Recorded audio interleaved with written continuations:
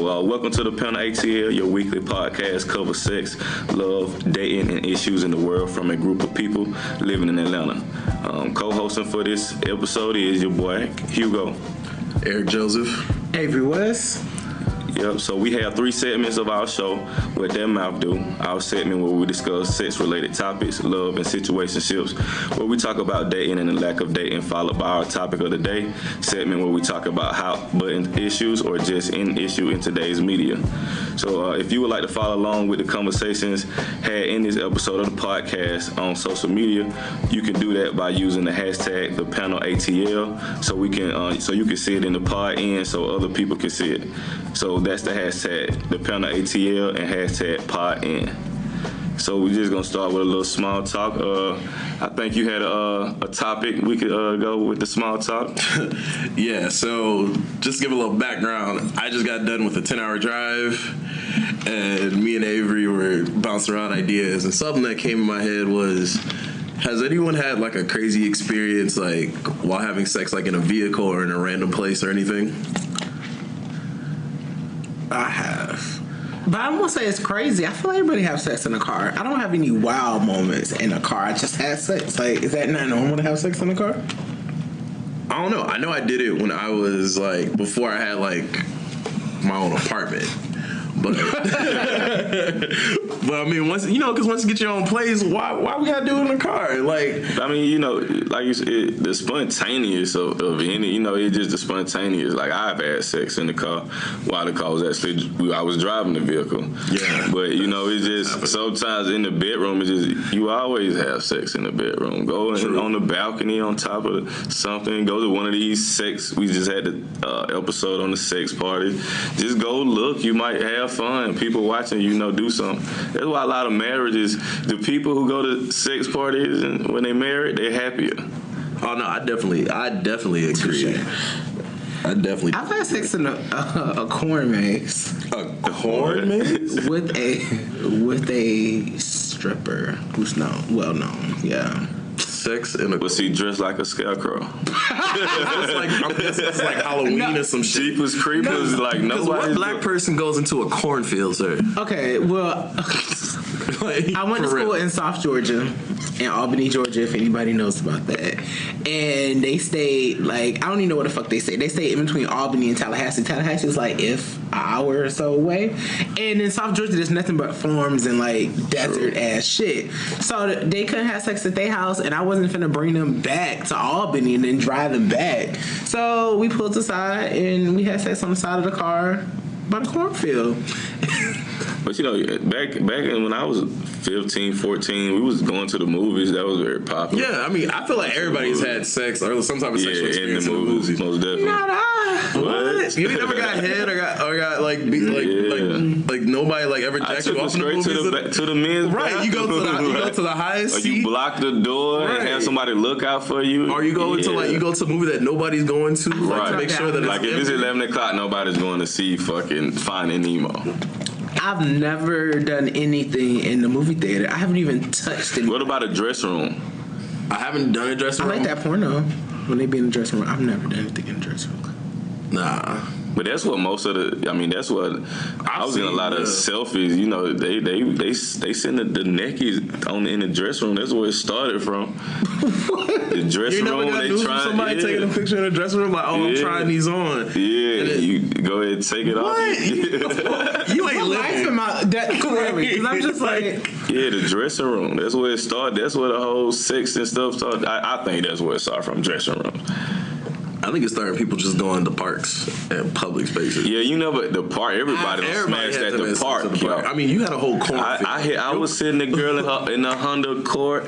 I had mosquito bumps on my ass and everything the next day. Shit was bad. I was like, what the fuck? But it's just shit. You got to go out there and do some spontaneous shit sometime. The park, that's normal. Right. I'm gonna say, yeah. Well, I've had sex in the park in the daytime. I'm not gonna say what park. I'm not gonna say what park. Nah, but I definitely had it when I was I think it was my freshman year of college. when I was back home, me and my girlfriend at the time, like we were driving, we stopped at a park, and my original plan was to go like to literally drive through the park because it had like a little area where it's like it was ducked off. So we was about to go there, but the cops were over there. So we were like, okay, we're gonna drive. So we drove around for like another 15, 20 minutes and stopped like literally in the parking lot in the park and just like started getting at it. But then we heard a knock on the window, flashlight in the car, like, excuse me, what's going on? And we both like, I think she had her bra on. Like, my pants were on, but they were definitely below my knees. And basically, like, we got dressed, and the cop, like, I was like, shit, I'm about to go to jail.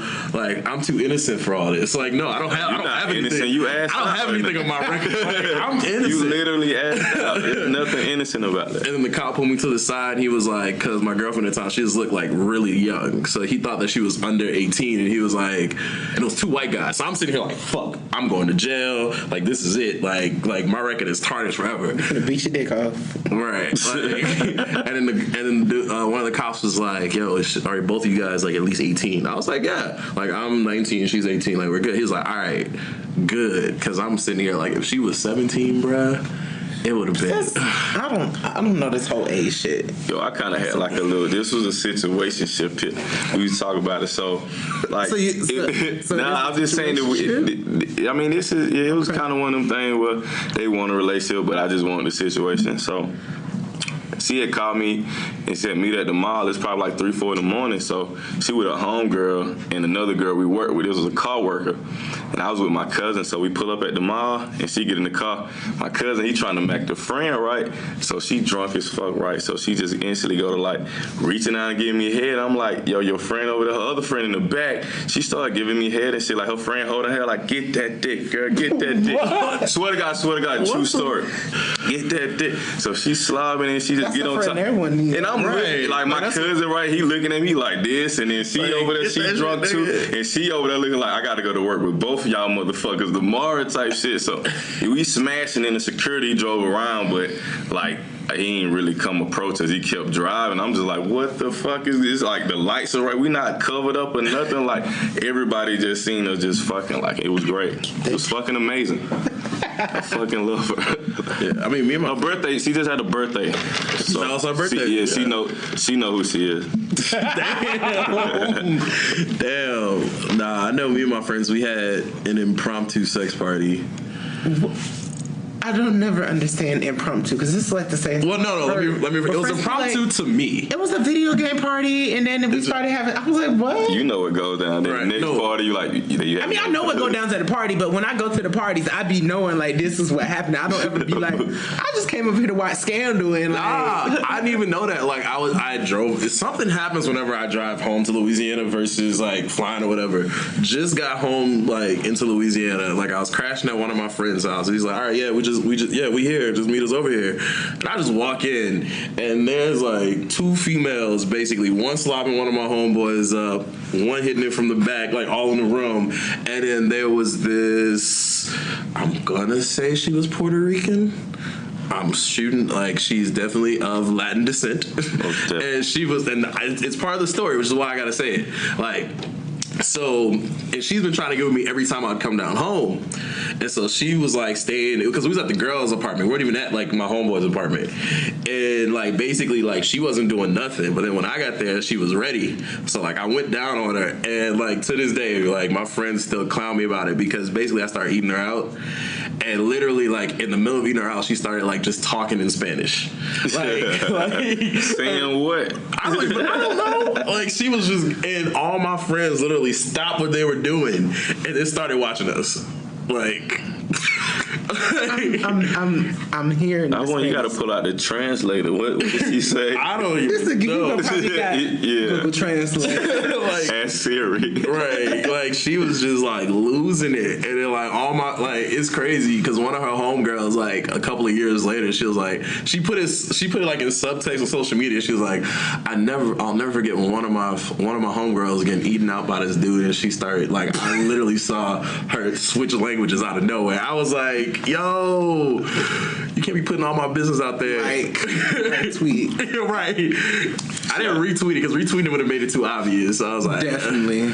So I used to live in Miami, so I had a lot of Spanish oriented, women. So back to we used to have sex on the beach when I was down there, and that was great too. I feel like that would be dope. That was living like I don't.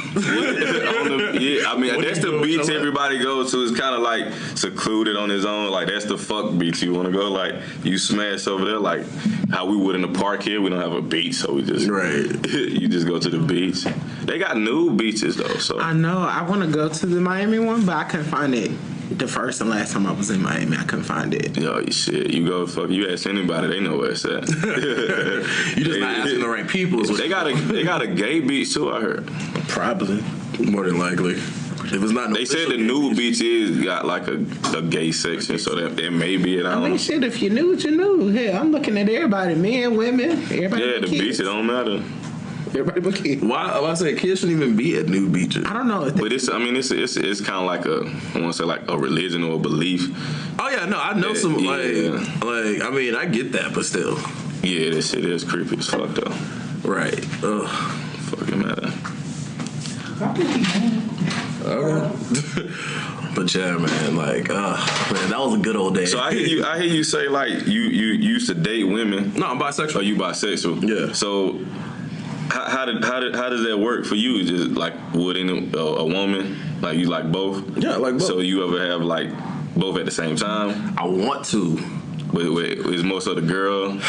Nah, because like it's crazy. Like being bisexual, the same issues that women have with bisexual men, guys have with bisexual men. Oh, so like I've literally had guys who I dated be like, or at least who I was like talking to was like, I don't know if I'm really going to date you because you may leave me for a woman, and literally had women do the exact same thing. Right. Like I had a couple of people who were like interested, but I don't think like. I think if there's like 3 people who are bisexual, they could do a threesome and have no issue because it's just free for all. Right. But if it's like one straight person, one gay person, and a bi person, it's not gonna work out. Nah, like it's like I think it just depends. Got you. Yeah, man. I've seen some shit though. Yeah. Oh man, I could imagine, man. We gotta get Avery out more. Yeah, what have you been doing? Right, like your sex life seems boring. Right. Like, what's the most exciting sex thing you've ever done? What's the most like? What was probably getting caught having sex on the damn on the bleachers? On G-Deck, no G-Deck, literally right over there, top floor. That was the most exciting thing. Yeah. That in the cornfield? Nice. The cornfield, some creep shit. Mine was fucking in a storage unit. A storage unit? Oh, no, I'm sorry, y'all. I mean, with the door open. I don't be thinking that's normal. Like, I be thinking it's normal. I had sex in an abandoned house, but not like a bando. Why you got all this scary, like, your sex life sound like the beginning of a scary movie. But it's not it wasn't a bando. It was like a new development. They was building the houses. And it still don't change the subject. Like, it still don't change it. Like, this was some place you dump bodies at. Right. Like, hell, I thought my body was going to be dumped afterwards, but it was good sex. Yeah. I can't remember. Y'all have to be thinking about these sex shit. It's just so many. I can just throw one out there. Shit be random. I just be talking. I'm like, oh yeah, I forgot I did That's this what I was too. like, yeah, I forgot that it was an abandoned house. That ain't shit though. Nah. Clearly. Ooh, one time when I was living in Smyrna, me and my roommates had like a sex competition.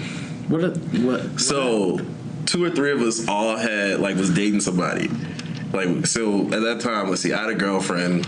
My roommate that was right next to me had a girlfriend, and then my homeboy that was upstairs staying with us he didn't have a girlfriend. He had a whole bunch. He had a situationship, but literally we had a competition, and the girls would it was unofficial though. So I forgot who started it, but I think my roommate that was down the hall from me just started having sex with his girl, and you could just hear through the door his girl just moaning and screaming, and then me and my girl. This boy, because this don't sound like it at all. And then me and my girl started having sex, and she was already loud, and so she just got louder, and then my homeboy heard both of us having sex, and he just literally it was just it was pretty much a moaning contest. I don't like that loud shit like that. I don't either, but I mean, we was all in the house anyway, so. I mean, this shit cool. I don't want to hear that shit all the time. I get headaches quick. I don't want to hear that fucking yelling. Shut the fuck up. Bitch, you gotta shut up. Yeah, like you fucking yelling at my Oh my shit. God. Talk nasty or something, but don't yell that shit. What's the weirdest thing someone has said during sex? Or something that caught you off guard that somebody said, like whether it was "I love you" or like somebody laughed at me one time, but I was so fucking drunk I would have laughed at my fucking self. Like, but that was probably crazy. Like in the middle of the sex, I was mad. Like you laughing at me, this and that. Like yeah, you doing crazy shit. Like I'll probably hump in the pillow for fucking like 3 minutes. Like ain't no telling, yo. Ooh, I had a girl tell me choke her. But that ain't. I mean that. Yeah. And then I almost then she low key lost her because I was choking too hard. I didn't. Yeah, that fucking. Because no one. What the fuck? When you going in and she just choked me and I'm like, oh, shit like that. You need a safe word, right? Like we never had a safe word, never had any that established. So I mean, I was just going in and she's like, I started hearing her cough and I was like, oh shit. Did you keep going? I loosened up a little bit, but I kept going because she told me don't stop. So I was like, cool. I met this person who wanted to be choked, but they also wanted I don't know how to explain. Like they wanted me to get on their back and just force myself, pushing them down. I was just like, it's not like I kill you. Like I couldn't do it, and it was choke me. It's just manhandling. I'm just like. Yeah, I'm not trying to keep, because my thing is, I feel like I'm gonna choke your ass and then you die. Then what? The fuck? We was fucking and nah. That's still attempted manslaughter. I want you to be able to tell your side of the story, man. I'm like, right, exactly. But some people are actually into that rape fetish type thing. Yeah, I had somebody hit me up one time that was literally asked me. I think it was on Grindr or something. They were like, will you rape me? And I was like, what the fuck? But is it really rape though? It's the illusion. Whatever the fuck is in their mind, they getting raped, and it's fucking wrong. It don't matter. I mean, I did have someone hit me up with a super creepy ass fetish. What was it? Oh, it was a multitude of things. So the dude was straight, but he has a girlfriend. His girlfriend knows, so he can occasionally venture off. I'm like, all right, man, whatever. I'm sitting there like we talked about earlier. I'm sitting there look, can your girl join us? Can we just have a full on threesomes call today? He was like, nah. I'm like, all right. I was like, I'm here for both of y'all. Right, if we gonna do this, we can just do this. She ain't just gotta watch in the corner. Right, she can join.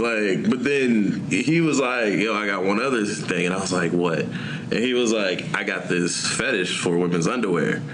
And I'm like, what? You gotta sniff it and stuff? And this nigga was like, no, I wear it. And he literally sent me pictures of him in women's underwear.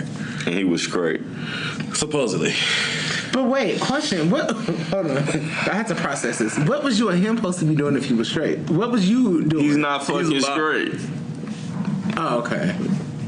He was a bottom, so he wanted me to fuck him. Okay. I'm guessing while wearing women's underwear. And what was the girlfriend gonna be doing? The wife? I guess she wasn't gonna be there. She was gonna be getting a pedicure, or something. Yeah. I mean, she's probably going out fucking the other guy. That shit. Did you go? Nah. Nah. Did you go? Nah. Because I don't like people who are overly aggressive, especially when it comes to sending pics and shit. So he kept on harassing me, yo, send me a dick pic. I'm like, nah, man. I don't like to send nudes. No, I'll send them because I'll send them. But I don't. I'm grown. I'll be like, bitch, I can just come over. You can come over. What's up? I don't understand. But even shit Snap. You wake up to a Snap and it be beautiful on now. You God damn, I can't even screenshot you on the screenshot. You shit. I don't mind receiving them. I never said. I don't mind. Nah, I mean, but for me, a guy. I mean, shit, it's 50 female with the same dick pic of mine. You know, you just take a couple every now and then. Shoot it out at random. You know how many people be like, I already got that one. Take a new one.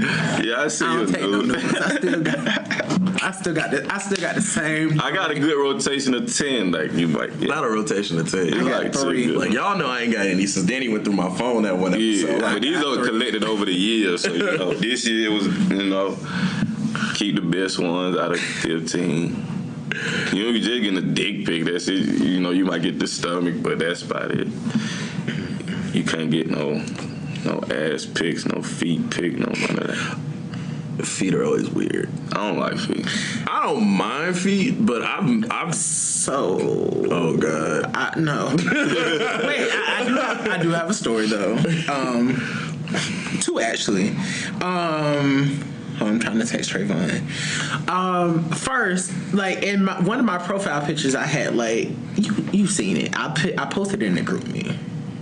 Yeah. We said the news, but mine wasn't a nude. It was a classy nude. Yeah. So you can see my feet in it. So that has been my profile, and somebody be like, "Oh, those feet your feet are turning me on," and I was like, "Nah, people really get turned on by feet."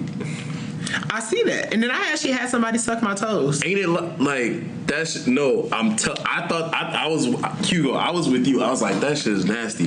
Then I had someone suck my toes before. I was like, what the fuck is this experience? Like, what? It took me a long time to get the fucking what's the pedicure for the feet. Oh, it took me a while to get I like sucking toes. Like when you got them on their back. Nah, I don't like feet. I don't like feet. And then I like my women to have like she gotta have small feet. And like if she gotta like flip flop, like put some lotion on them shits. Like don't walk out with the white shit. Because none of that shit. Like I stopped talking to you because of that shit. Like I just don't like have them shits done. Like, I just don't like feet. So y'all tell me y'all have never got a female or anybody on their back and then like no, I've done it. Yeah, I put a toe in my mouth before, but I didn't like it. It was fresh out the shower. Like I gotta carry you to the bed type shit. Like especially if you're like a guy you don't get pedicures. I'm like your feet better be pretty as fuck. Yeah, feet. I never been a fan. I don't like feet touching. Nah, it's neither here nor there for me. I don't like my feet. I just don't like feet. Right. Yeah, nasty ass. Walk their asses out the door. That crazy shit. Some people are into that. I'm telling y'all would be sleep on these fetishes, and then I be talking like I have a whole life. Right. Well, you clearly don't. Besides getting fucked where you trying to get murdered. I wasn't. Or fucking where you're trying to get murdered. This nigga it was one on of a cornfield. Right. And an abandoned new house. Y'all not gonna judge me. Yeah, that's definitely. All right. That's definitely judge-worthy. That's very much so judge-worthy. Like, so did you get like a blanket? Was it a picnic out here? Like, Right, in the abandoned house. The abandoned house? No, like we literally walked in. I think we had sex in the kitchen. What? No furniture in it. No furniture. No, like it wasn't. But you never had sex in the kitchen though. Not in a bed. I wasn't gonna go upstairs in this abandoned house and then be fucking upstairs or some random room with somebody walking. But you would go to the cornfield. Like your standards at this point is out of the window. Right. Actually, hold on. Let's back it up. The cornfield happened first. The cornfield happened in like 2011. So that was an upgrade, right? To abandoned building. Like I said, your adventurous sex spots are literally where horror movies start. I mean, first it was outside of the cornfield, and it was an abandoned house, and now I have sex in furnished houses. So you got to start from the bottom. Did you break into the furnished houses too? Don't be giving no excuses to that bull. You didn't bring no corn out. Y'all was I'm telling y'all that was some good sex. Y'all try it. I'm gonna try you pull up on the side of the street and y'all tell me how y'all had sex. I've been in an abandoned apartment. Oh, but y'all would have given me. That's even worse. At least this was in the suburbs of Lithonia. I had ratchet sex. I didn't give a fuck. I'm true. So if you guys can't tell, Travon has joined the conversation. Hey y'all. I'm here. Right. All right. So with that, I think it's time we wrap up and move on to the next topic. So love and situationships. So I want to know: have anybody ever went on a date with somebody just for free food, or ever been the person to take somebody out just for free food? No. Yes. I've done it. I've wanted to, but everyone just so happens to make less than me. So, or I'm usually the one that's asking to take them out.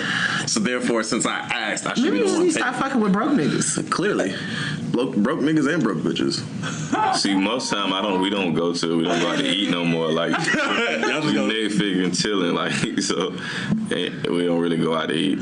Yeah, I mean, it's been a minute since I've actually like gone out. I mean, I've been like dating some more now for your significant other, right?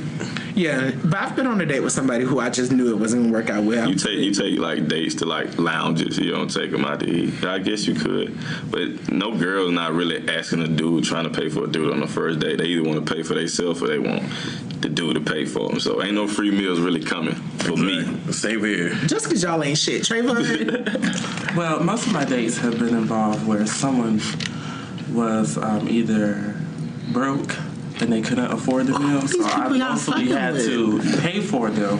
So when I got the opportunity to basically get free food from people, I took those chances, so. Nah. Like, I just try to do the fake reach like Issa did on Insecure, but they don't reach back, so. I'm going to tell y'all what I do. When the people come in, I already know because they be asking about the boxes. I go ahead and grab my water and my straw, and then I be sipping on it when they ask, is it going to be 1 check or 2 checks? That way I already got this water in my mouth, so I can't even respond. So I'm like, and then by the time I'm finished sipping, they've already answered it. Huh. So that way you will know if you got to pay for yourself, they gonna pay for you. Yeah, because you go on a date with people and then it's like 1 check or 2, and then it's always that. The best way is always that, oh, you want to just split it? And I'll be like, no, bitch, I just want you to pay for it. So you always got to have an awkward moment where you not like included in the conversation of if it's gonna be a 1 check or 2 check. That's not some stuff females do. Right? Yeah. Because I know if we go out to eat, I'm not trying to even go out to eat. Ain't got no money. I'm like, nah. We could have went to your house. You got them food stamps, you got the juice, you got everything we need. Yes. The parts are, you got everything, all the snacks. I'm trying to go over there, cut the Netflix on. We gonna chill and get some booty. Government dinner, I love it. Yeah.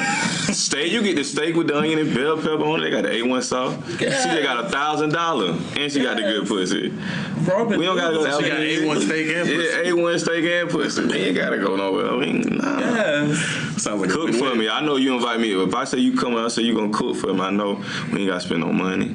I just bring some weed and some Henny, and we just go from there. It's a situationship. Well, originally we was talking about what, dating. We was talking about this going on dates and get. But yeah, we were talking about dating and eating too. But clearly y'all don't be taking nobody out nowhere. Hugo be going over the house for the food stuff. I don't think hey, that's right. There's nothing wrong with that. Get some shrimp and fries. Right. I'm good. I'm not paying for nobody food no more because if I take you out and then I'm like, okay, get what you want.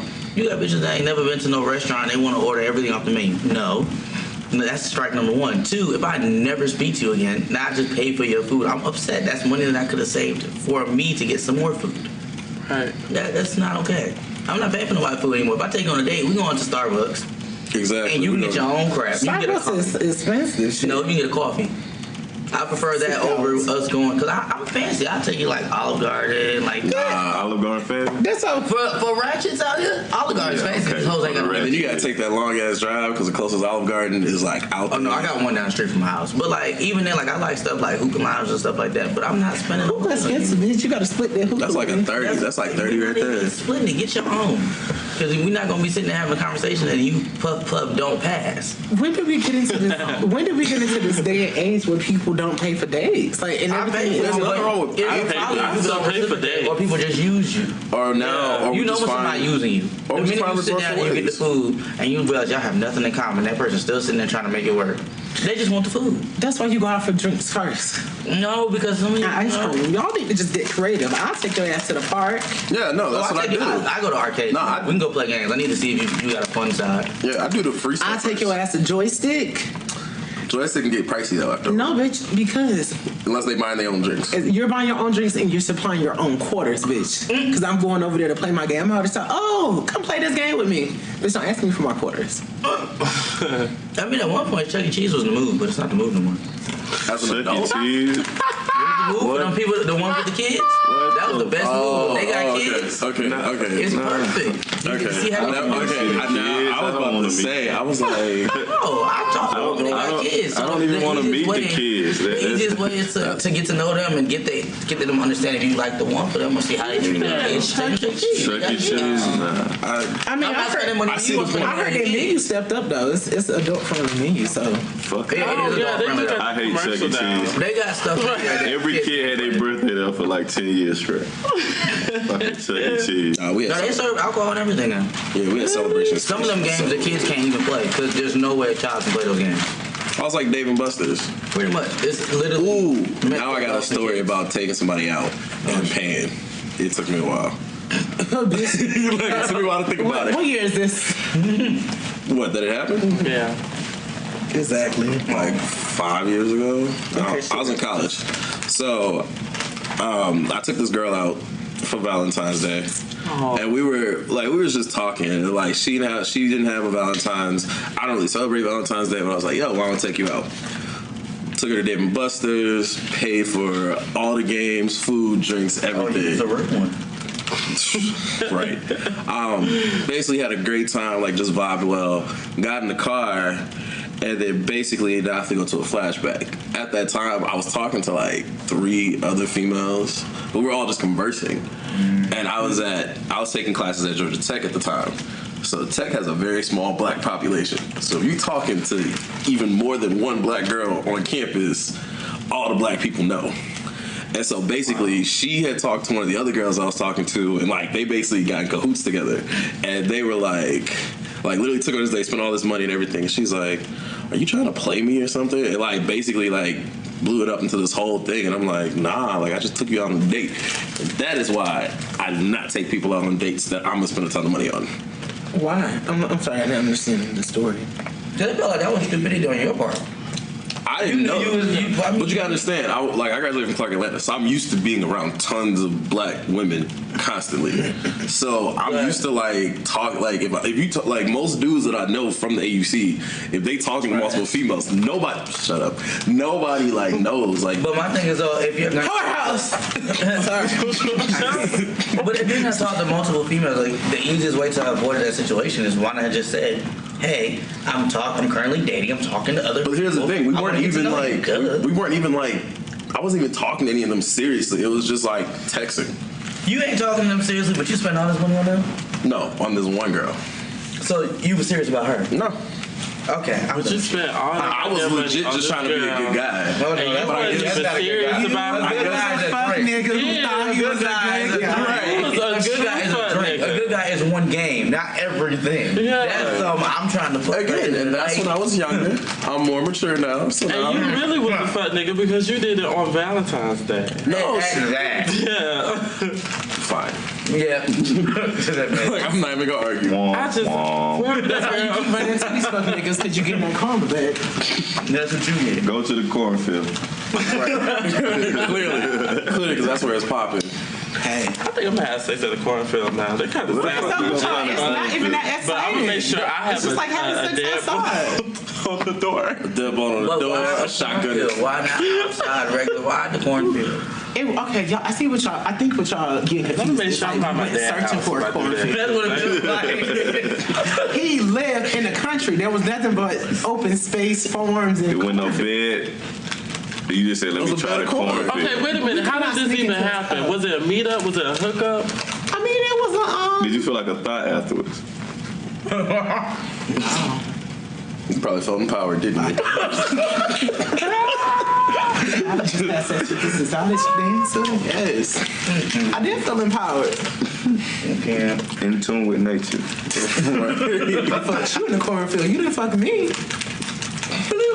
I can't. How you feel about your brother fucking in cornfields?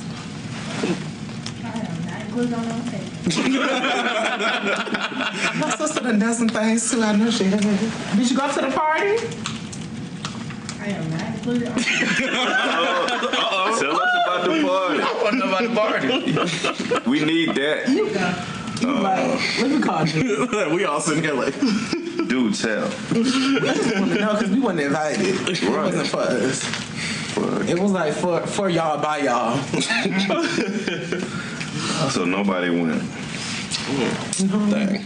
So, just as a consensus, it seems like Avery and Travon are the only people who actually actually went out on dates and didn't have to pay, which must be nice. Yeah. For some of us who are not so fortunate. Y'all, let me tell y'all, but oh my God, this is. Before we wrap it up, this actually wasn't one of them where you think like it ain't going nowhere. I went out. I'll never forget this. He wasn't the love of my life. He was my first, but we went out. He took me out on a date. We went to, oh my God, what's that on Thornton Road? Is it Chili's or Applebee's? I think it's Chili's. Applebee's. Thornton Road.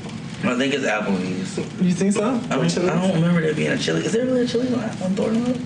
I think so. I swore it was Applebee's. Straight down, right? Wait, over there by the Kroger and the Walgreens? Yes. That's Applebee's. That's Applebee's. Okay, so we went to Applebee's, right? And a lady, she came and she was like, "Oh, let me take your order." So he was like, "Okay, we gonna get he was like the 2 for $20. Bitch, you fell in love. And I'm thinking, no, I'm like the 2 for $20. So I started looking at the 2 for $20 until I realized he done ordered 2 meals for himself and ate them on the day. I was like, wait. He ordered a 2 for $20. So I'm thinking like, he a little broke. That's like, okay, that's sign for bitch. You need to order. So I started looking at the 2 for $20. Like, okay, let me figure out what he gonna want. But he done ordered two for $20 meals, and then said, okay, so what you getting? I was like, I'm gonna get this. And then like literally I sat there and he ate both 2 for $20 meals, and I was just like, I thought it was at least gonna take one. Oh. No, he ate the rest in peace. But yeah, I'll never forget that. Cause I literally thought that we was about to get the 2 for $20, but clearly the 2 for $20 was for him. Oh, that's hard. That's a lot. That's really fucked up. But he paid. Yeah, he paid. So yeah, he paid. Technically you good, but still. Right. You good, it's just interesting. My mama gave me so much hell for that. I had hickeys when I got home. She just was. Yeah, I got so many stories. I came in here with this little scarf. We was saying, "What you got this scarf on in the house?" Cause it's cold. This bitch then I think everybody did that trick. I don't do hickeys to this day because I'm already like light skinned, and then it just looks worse, and it takes like a week or more. It's terrible on a dark skinned person. Because if somebody really sucked on your neck, I feel like it's an accomplishment. If I get a hickey with someone who's dark skinned, I feel like it's an accomplishment. I don't do hickeys. I'm too grown. Mm-hmm. I don't need everyone knowing that I clearly. I don't give a fuck. I have hickeys at 90 years old. I don't care for hickeys. I'd rather you just struggle walking and things everybody know why you're living. I've had it. It's time for you to. So, with that being said, since Avery and his crazy stories, crazy off the walls, crazy, right? But y'all want to talk shit about the cornfield? Clearly, y'all ain't got the guts to have sex in the cornfield. Okay, no, I'm good. Or abandoned house. You're right. I do not. Have y'all gotta step y'all games up. Let me say something real quick. You clearly don't watch enough horror movies. Literally, my friendship with Avery all these years, you always talk about live life, live your life sexually, and I lived it. Free. I lived it. In a cornfield or in an abandoned house. I didn't put parameters on how you live your life. Live your life. You right. Live your best life. Live your best hoish life. Be a hoe. Scary movies was real. You would have been gone. Exactly. You know what? With that being said, you black, you first to go. Right. Exactly. We both was black, so it was who was the top or the bottom. He was the killer. Who was the lighter person? So you'd have been second. I mean, by that time, I would have. But usually they get the person that's in the middle of some shit. If he the top, then he would have been gone. True. I was the bottom. They both dead. Right, they both dead. I'm about to say, if it was, what's his name, the chainsaw just... It'll be just like how white girls be when they trying to run from the serial killer, tripping on shit. Right. In the abandoned house. The house didn't have no doors, so it wouldn't have been hard to run out of any door or window. It would have been easier to kill you. You know what? I would have had a patio, I would have had that front door, the back door, the garage. But anybody could come in, the killer, like, you come in and out. Coming in. Like, with no footprints, no nothing, because there's probably so many people walking around. Like, just wandering around, just like, Are y'all getting on me, though? This is the question, though. This is the only question I would have asked you. Would you do it again? Without us judging you. I mean, I'm not going to sit here and say what I wouldn't. Was that the only time you ever did it in cornfield? Yeah. You never went back? No. You sure? Have you ever had a desire to go back? I'm grown. This is not interviewing me today. I have my own house. I can sneak people in. I can sneak in your house. I can come over your house. I have my own car. I have my own car then too. I'm stuck on the desire part. I can't. You know what? Since we clearly are just stuck on it. Let's take a break, and then we'll move on to the next topic. Y'all trying to sleep on me.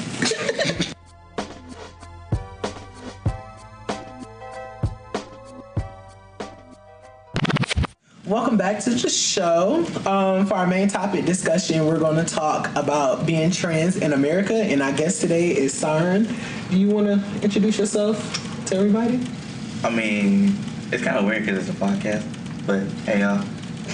Man. Want to tell us a little bit about yourself? You mentioned on this chicken. It's not chicken, it's bread and fries, thank you.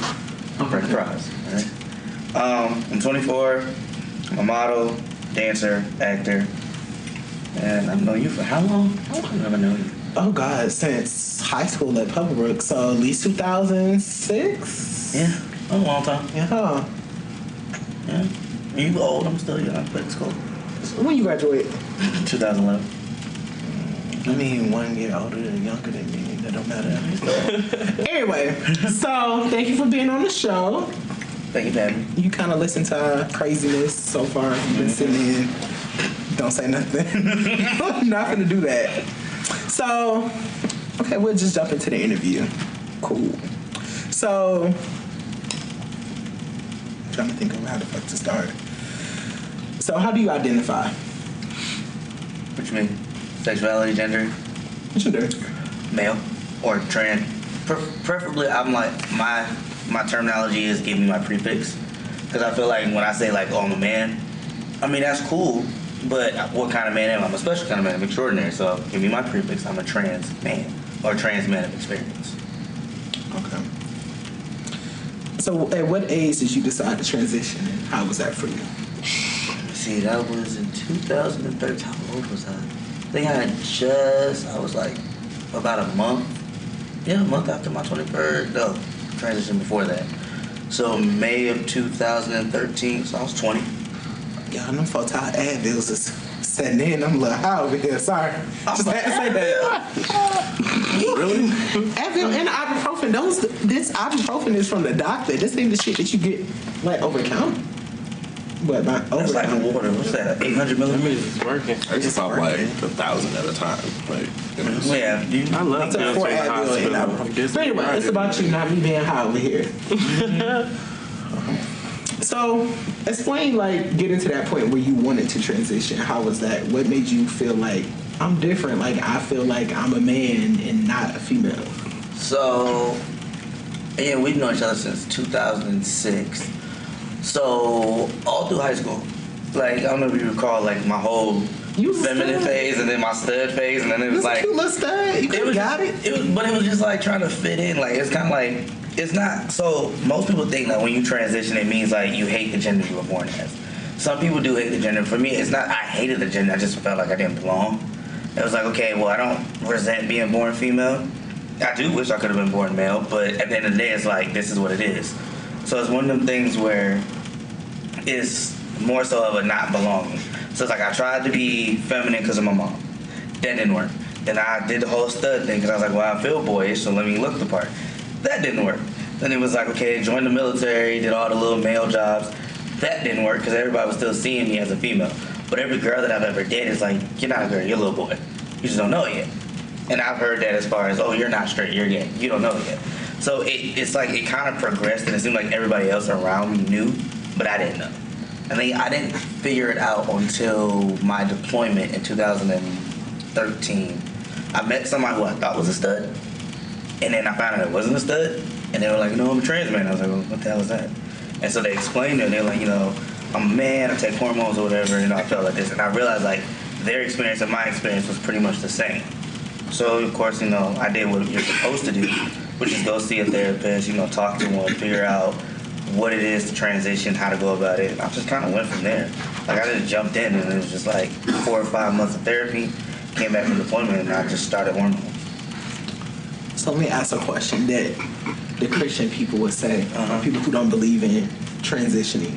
What would you say to the people who say God doesn't make mistakes and you should just stay the assigned gender that you was from birth?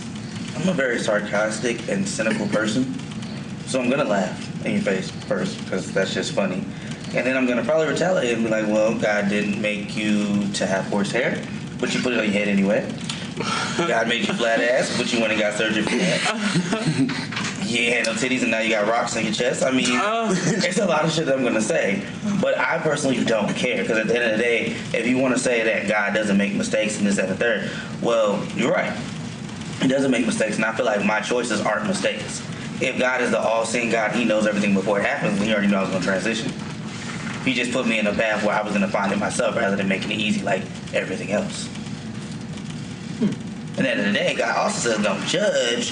So for them Christians, they be like, oh, you know, you're going to hell because you're gay or you want to change your gender. Well, I'm kind of gonna see you there. So we'll just meet down there and shake hands and go about our business. Because you're going to hell for judging, I'm going to hell for doing what I'm doing. Hey, whatever. That's my retaliation. I don't really care. Okay. So, how was transitioning in the military? How was that for you? It's kind of secretive. Because at the time, so it's weird. Everybody's like up in arms about what's going on, but I joined in 2011 when you couldn't be openly gay and openly lesbian. So I already went in having to be under wraps. And like at that time, all my drill sergeants were like, this is a really weird female. You're really masculine. You're like, I got picked on by the female drill sergeants. They didn't like me. But then when I transitioned, it was like everybody in my unit used to already say, oh, Slink's a boy, Slink's a boy. Where they would have a conversation. They'd be like, oh, we got females in the room. And you'd have all my battles that were in my unit. They'd be like, oh, Slink's a man. And mind you, I wasn't transitioning at the time. So when I finally did transition, it kind of was like, well, we saw it coming. We've always been this way. And that's for the few people who knew, but I kind of kept it under wraps because of the fact that you could get kicked out for it. So that included having to shave my face every morning, which I hated. And then it got to the point where I just didn't care. And I would come to work with like strands on my chin, and they'd just be looking at me like, So I mean, from the people that I associated with, the response was cool. The support was there. But it was kind of hard because you're like trying not to get caught so you don't get kicked out. And after all, I just said, fuck it. But it was cool for the most part. My commander, who I thought didn't know, because I had been lying about all my appointments, like when I was missing work. I'm like, oh, I'm going to get my eyes checked, and da-da-da-da. But my commander actually knew, and he told me something like that sat with me and it resonated with me for the rest of my career. And he was just like, I don't care what gender or sexuality you are. He was like, it's the fact that you still come to work, you still do your job, and you make sure that everybody's taken care of, and that's all I care about. So it's more like if everybody else thought like him, you probably wouldn't have that issue. So you're in the military, and you finally come up to a point where you can be yourself, and they passed a law where you can be openly gay in the military. And then out of the clear blue sky, the president says that he wants to put a ban on trans people joining the military. What was your first thought on that? Who cares? Let's be real. Who cares? You know why people do a lot of crazy shit? Is because we give them the time and day to do it. You get somebody who does things to get a reaction out of people. And when you give that person that satisfaction, they're like, oh, I got a reaction? Okay, let me do some more dumb shit. Everything that this man is doing is a reaction to what we're reacting to. He said we're gonna do this, everybody goes crazy. And he's like, oh, that wasn't enough, let me do some more shit. You already knew that he wasn't LGBT friendly when people elected him. And this is my stance, before I even speak on that, I really hate how people say, oh, vote, vote, vote. Realize that you have no say over the president. What you do have a say over is Congress. Congress is who enacts laws. Congress is who really deems what the president can and cannot do. If you have a Republican Congress, it doesn't matter if your president is smart or dumb. If he's a Republican, they're going to back him.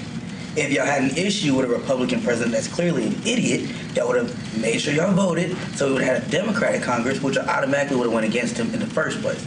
But I digress. But in reality, the whole retrospect is kind of like this. It's over 15,000 trans soldiers. And the numbers keep adding up. That's because most of them were in hiding. So when Obama passed the whole repeal, don't ask, don't tell, it wasn't a law. He just kind of fixed some things and said, well, we can serve now. And we've kind of been in the process of how to integrate and how to allow. But now you get a president who says, no, we're not going to do that because we don't want the military paying for their surgical procedures. We don't feel like they're mentally fit. But this is the reality. Again, there are over 15,000 soldiers, and the numbers keep adding up. There are a bunch of people that just keep learning that this is who they are, and they make these steps, whether they tell somebody or not. You really gonna kick out that many soldiers? Is it really possible? It's not. So it's one of them things that's like, when you react negatively, it's like what I'm doing is affecting them. But rather than all trans people coming together and going, okay, we're not gonna stand for this, this is how we're going to deal with this situation. You got everybody want to do their own thing, trying to secure their own future, and no one's thinking logically. You can't have a solution if no one's thinking logically. It's not possible. Are there trans resources in the military? There actually are. I mean, if you get out, if you like me, I was active duty, and now I'm in the Guard. So for me, the VA is the one that gives me my testosterone. They do my shots, they do my labs, all of that. If you're in, it's kind of like one of them things where it's no different than any other type of health insurance. Some health insurance won't cover certain things. TRICARE has been known to cover only what the military wants to cover. So if you had eyesight, you would go like an eyesight problem, maybe you need glasses. You couldn't take TRICARE to an outside provider without going to see a TRICARE doctor. That's just how it goes. They would have to tell you, okay, hey, we can't fix the problem, send you outside. So because that establishment, that whole thing that catered to trans people was never there, most trans people just went outside. You're better off getting your help outside of than in the military. That's like okay, you're like, oh, well, I want plastic surgery. Well, I don't want to go to Dr. Miami because Dr. Miami is expensive. So you're like, I'm going to use my insurance to go to this local doctor in Atlanta, and then you get mad when your surgery looks crappy. Insurance doesn't really help, so most trans people pay out of pocket. Anybody else want to ask some questions? Well, that's interesting because like the big thing that Trump was saying, like, is costing all this money for the military when it's not even technically the truth because they're paying out of pocket. Who really wants to pay a doctor who's never done the surgical procedure? Right. Like, why would you, even if it was free, why would you want to go to them? The whole point of your transition is to be free. If you're transitioning from male to female, you want ass and titties that looks real. So why don't you go to a doctor that's never done that before? Right. You're going to end up unbotched. Then you're going to be mad. If you're a trans man, from female to male, you want to have your chest removed, but you don't want a reduction because that's what they're going to give you is a reduction. Well, if you were like me, and you had A-size titties, a reduction ain't gonna do shit for you. You're just gonna have a flat chest with big ass nipples. So it's like one of the things. Okay, so the person likes women, and you know that they're attracted to the female anatomy. Then you're a trans man, and you're like, okay, well, I used to be a stud. And they're like, oh, okay, I'm attracted to you. You look like a stud. So you know what you're getting into because they already know you're trans off the mat. Like, you're in the same community. Most of them already know. Like with me, I'm at MSR every weekend. It's kind of obvious at this point that I'm not a gay guy. It's pretty obvious at this point.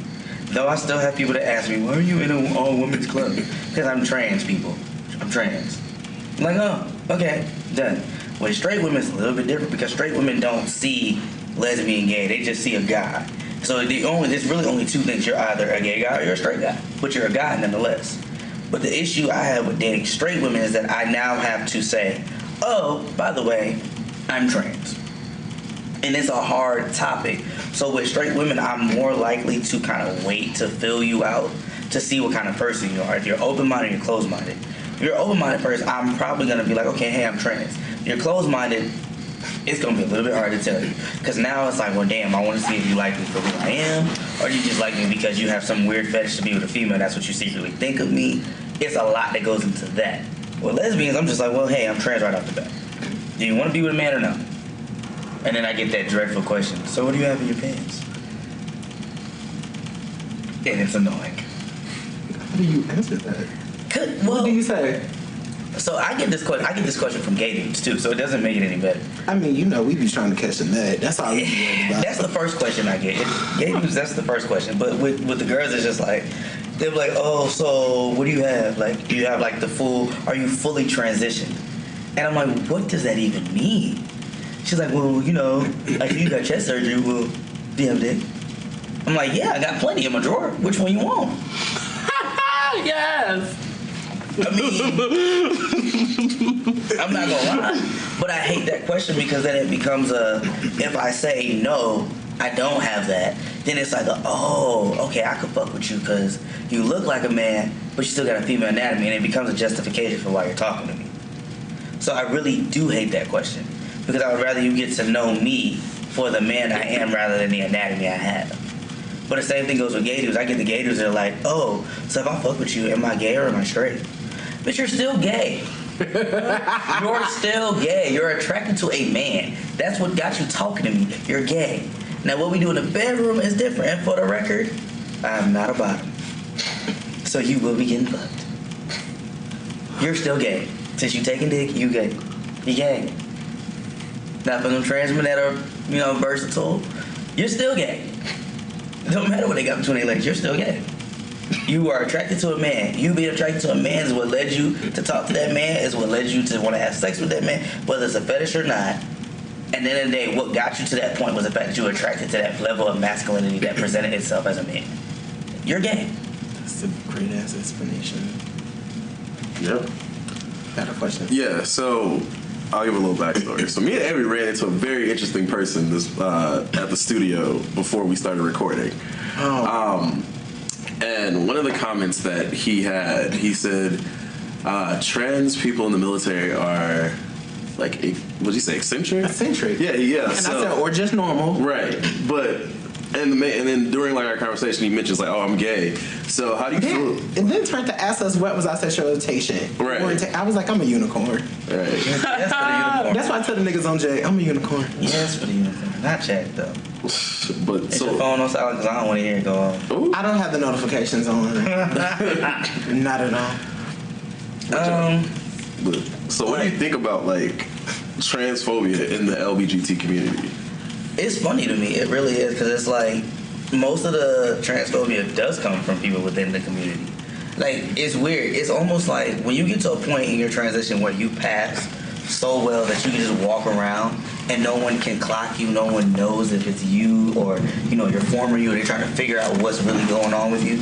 It gets to that point where life is normal. But it's like, it's always people within the community that feel the need to try to justify or tell you who you should be. And I think it's like, literally, I think it's the most ironic thing on earth. It's literally a walking contradiction. Because it's like, at one point, you were trying to tell people that, homosexuality is not a choice. I didn't just decide I wanted to sleep with men. I didn't just decide I wanted to sleep with women. You try to tell people this is who you were, this is how you are, and you got to the point where you could live freely in your truth. So why is it okay for you to live your life in your orientation, but then I am crazy because I feel like the gender that I was born is not the gender I identify with? I feel like it's kind of wrong. You can't demand respect for one side of the community and then tell the other side of the community, oh, by the way, you guys are crazy. We don't need anybody to respect you. That makes no sense. You want everybody else to rally behind you, but then it's like, oh, forget the T. But honestly, that's why I say that the T shouldn't even be a part of the LGBT. I feel the same way because LGB, they're all sexual orientations. The T is a gender identity. Has nothing to do with the rest of the community. And it's so sad because within the community, I can sit here and tell you everything about your community. I can tell you everything about the other communities. But most people cannot sit down and have a genuine conversation and tell me anything about the trans community. They know nothing. The most that they know is, oh, that's a boy-girl, or that's a girl-boy, or they're confused. It seems like everybody wants to dumb down the community to just sex, but it's bigger than that. And so once you tell somebody it's bigger than that, they get confused. They get lost. They're like, oh my God, I don't know how to function because this is all I know. Yeah. So it's one of them things. I kind of just get to the point, I just laugh at it. And it's weird because being an advocate for the community, I don't just advocate for my community. It's the whole community. But I find myself in this box where I can't really say, well, let me struggle and fight for the LGBT because they don't fight for us. Yeah. So. I think we really need to, like, appreciate more of the transsexual community. It's very important. I was having this conversation with someone the other day, and they was just like, well, I don't understand trans people. I said from a gay person, I was like, of course I don't understand them because I'm not trans, but that doesn't necessarily mean I should have a fear towards them or that we should deny them, because we really don't give them enough appreciation. They're just like you and I. We want to be different, just like a hippie, just like a rhythm, just like an artist, just like a black person. Black people in general are not even accepted. So in general, how do you think a black person that's trans feels when they're denied from their own community, you know? So I just feel like we should give, you guys more appreciation. I like that. I actually like hearing that. So, how does your family take it? I was about to ask that. Oh, yeah, that was my next question. That's the next question. So glad I don't listen to podcasts. Lord, she'd be so confused. I'm glad my mom doesn't have a Facebook, actually. So, weird irony. I love my mom. Like, our relationship now, where we are now, is amazing, because we're at this point where we can sit in the same room, we can talk, and we can laugh, and we can smile. Because I remember being in high school, that was not the case. Actually, starting from middle school, it was kind of like when everybody was telling me, oh, you're going to be gay, you're going to be gay. And I was still trying to be that little straight little kid. And it was like, no, I like boys, even though I don't talk to dudes. It's like one of them things. And so for the longest, drilled through my head, being a pastor's kid on top of that, it was like my mom used to always tell me, homosexuality is wrong. But she had a friend that she worked with that was gay. And she was cool with the friend being gay. But the idea of other people, it was like, well, I wouldn't want my children to be that way, but that's who she is, so I'll leave her alone. She was cool with it. She's like, as long as she know not to try me, we good. And my mom, it makes it even harder because I'm also Nigerian. So I caught like the double-edged sword. So I heard that.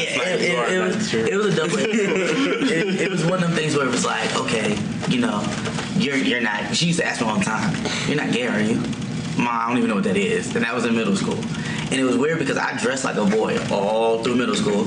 And in my freshman year, I tried to switch it up and try to talk to boys. And like all my homeboys was cool with dating me. They was like, oh yeah, you like the homie and you the girlfriend. It was like perfect. That's how like every boy that I was ever cool with, that's how they felt. But I could never mentally get into that side. I was like, emotionally I could pretend to like you cute, but mentally there was no connection. So it was just like, we just friends. And I wasn't about to do nothing. I wasn't having sex with nobody because my mom told me, well, if you have sex, you're going to get pregnant. So it was just like, really, you just a friend. Mm-hmm. And then I met my first girlfriend. And I didn't know she was a hoe. Because she told me a different name. Never know. No, but she told me two different names.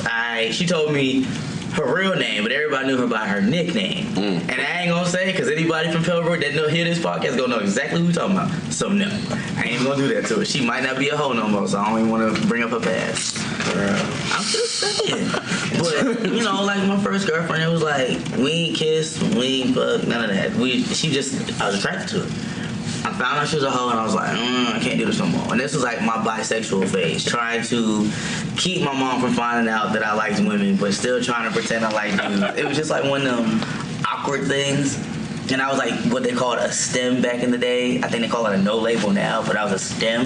So it was like I would leave the house feminine and then come to school, and somehow my pants would be like below my butt. My shirt would like kind of, swag was all jacked up for the first freshman year. Wow. But it was just one of them things where I kind of kept fighting which one was more comfortable. And by my sophomore year, I was just like, I'm just going to be a stud. I started taking the clothes that my mom had at the house. Like, she used to sell, like, men's clothes. I'm stealing the baggy jeans, the FUBU boots with the straps, coming to school, just trying to be a stud, because this is what I thought. Okay, I'm not a feminine female. Let me be, embrace the masculine side. So I feel like I had to dress the part. And then it just got confusing. So when I finally did transition, it was like my mom and I had been fighting this whole lesbian thing. She was trying to pray the lesbian out of me. She's like, I can't tell you how many times my mom hit me in the head with a Bible thinking it was going to work. Like, she literally would throw the Bible at me, and that's a big. She had the King James version, the thick one. Oh, that thing hurt. That leather bind. Exactly. Like we went through a time where it was like she wasn't dealing with, it was fighting. I got locked up. I was like, fighting my mom back. Like, I'm not gonna deal with this.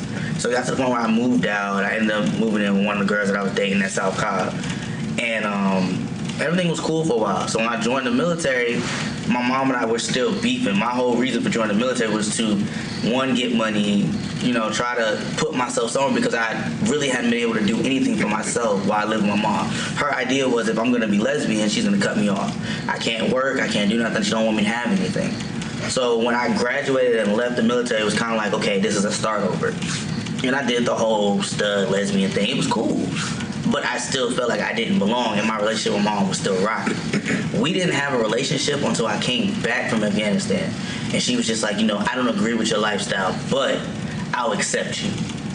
She's like, at the end of the day, you're my child, and I realized that it's my fault for a relationship not being the way it is. So we got back on this path, but then I transitioned. And I was like, I don't feel like telling my mom that I'm trans. And I lived in New York, so it was easy to hide the first 2 years of that. It was so easy. Then when I finally got to my 3-year mark, I was still in New York. I'm like, I'm about to move back. I've got a beard. I don't got bigger. Like, I used to be scrawny. I don't got bigger. My voice has dropped. And all the time I've been talking to my mom, my voice was dropping. And she used to ask me all the time, what's wrong with your voice? I just got a cold. And I would cough. And she was like, okay. And she left it alone. And so it got to the point when I came home, I would shave my beard. Every time I came home to visit, I would just shave it off. And I hated doing that because I was like, I worked so hard to get these strands. But it was like my way of kind of dealing, because I was afraid that if I said something, we'd go back to where we were. And I didn't want that. So my mom, in her mind, she's always thought that a stud wants to be a man. That was why she had an issue with me being a stud when I was in high school. So because she thought the same thing, I was just like, I'm not going to tell her. And to this day, my mom still thinks I'm a stud. My mom is the only person to this day. And I just saw my mom the other day. With the beard? With the beard, everything. What? With the beard. The only thing I literally don't go to, if I go to my mom's house, I make sure I'm not wearing a tank top. I make sure I'm not wearing a cutoff shirt where my chest is showing. I literally will go there with a full shirt, sleeves and all. I like to be naked. I won't do that when I go to my mom's house because I don't want her to know that I had chest surgery. I don't want her to get an idea. And I think deep down my mom might know something. Parents always know. But because of the barrier, the culture barrier, she don't know exactly what's going on. So she just thinks I'm a stud. She's the only person who I let identify me as a female. The only person in my entire life. Nobody else. My uncle knows. My uncle got a screensaver with my picture from when I got my chest surgery. That's his screensaver on his phone. He'll tell everybody, this used to be my niece, this is my nephew. He gets so excited when he talks about it. But me and him literally keep that from my mom. People that I grew up with, so wait, they all know. If he ever goes to his house, right? I was like, he never goes to your mom's house. Yeah. Like people don't go to my mom's house, and the reason being, my mom has never been like a social person, which is what made me growing up. It made it so much harder because it's like not only was I restricted from hanging out with my friends, but my mom was never social either. So it was like I really never had people come over to the house. Okay. So it put me in a place where I could literally hide everything. It's people that knew me when I was a kid, they don't recognize me. So they don't even ask questions. They're just like, oh. And everybody used to call me her son when I was younger anyway. So in their heads, this really is her son. Like I've been to the grocery store with my mom a couple of times and we've had people, they're like, oh, your son is so kind. And I can just see my mom die a little bit. Because she wants to correct them, but it's gotten to the point where she won't correct them. She'll kind of mumble my daughter, but she won't say it loud enough for them to hear her. And so it got to the point where it was like, even though I want to tell her, I feel like I'm gonna let my mom have that little bit. Because by right, I'm my mom's only daughter. She wanted a girl and she wanted a boy. My brother lives overseas. So it's been me and my mom this entire time. She hasn't seen my brother since he was 5. So I felt like to tell her about my transition would kind of be selfish. Yes, I'm living my truth, but what about how she's gonna feel? And I know that sounds weird because you're like, well, she's your mom, she's supposed to accept you and love you, right? But I've already asked enough from her. I asked her to accept me when I was a stud. So now to say, well, I need you to accept me as your son, I feel like it's kind of going over, and I don't want to put her through that. So I kind of laugh it off. Like, it's got to the point where she could say, you know, baby girl, or she calls me mom, and it just right off, it doesn't bother me. Like, I love my mom that much, so where we are is good enough for me. That's passion. That's deep. Yeah, that's deep. That's very passionate. So, I can stop starting stuff with so. You can go. I have a question to ask you. What's up? So we're not going to go too deep with my questions because my questions consist of last night. So, Did you wait? Hold on, question. Did you go to the lesbian sex party? yeah, did you go? No? Oh, that was a sex party? He should be telling you about it. She's not in the recording. You can't say it. Wait a minute. Oh, you talking about the swingers party? Yeah. I was actually invited. I know. Well, I don't know if you was invited, but I was invited, actually. she said trans people can come too. Yeah, I was invited. The person who was over it actually invited me, and I was intending to go. However, I got caught up in yesterday's festivities and got stuck at MSR for a while. And then I was like, I had to go to work, and then ended up calling out. But I wanted to go. And I probably will go to the next one. But I'm not partaking in none of them orgies. I'll watch. Cause and it's not about, oh, what if somebody has STDs or HIV? It's 2017. If you're not educated on HIV and STDs, that's your personal problem. But that's not enough reason for you to say, oh, I'm not going because of that. Thank you. I just wanted to see what was going on. Like, I mean, I'm all for free love. Do what you do. Be happy. But I didn't get to go. The ideal of it, swing. Okay, so are these people married? Well, when you say swinger, most swingers it's usually marriage. That's where the term swinger is usually used. Because I know some people get it confused with polyamorous. That's not the same thing. No. That was, from my understanding, it was a swingers party where you can bring your significant other, as well as single people can come too. Yeah, that's what it was. Well, you was looking very delicious last night. You was looking like a dark chocolate almond. I was just like, this is wonderful. If I was to ever date a trans man, I would date you. Because I was just like, this is bae. This is literally bae. And it's just walking down that runway. Everybody don't want to fight you in there. You know how many baes are out there? Y'all can fight me all y'all want to. That's fine. I will fight for my man. It's fine. It's totally fine. Okay, Decatur, where's greater? Please meet me. But no, okay, so the question I want to ask is, how long have you been modeling? So, believe it or not, I literally have been modeling since last year. Last year, August, was my first fashion show. I did the Kingdom fashion show with one of my friends, Charisma. And then my second fashion show was the first Andro fashion show. Okay. And that was Dapper. So, majority of my fashion shows, I've only done 2 outside of Andro. That was Kingdom Fashion, and then there was an Eye Candy fashion show that I did not know was for all gay males. So somehow I ended up in it.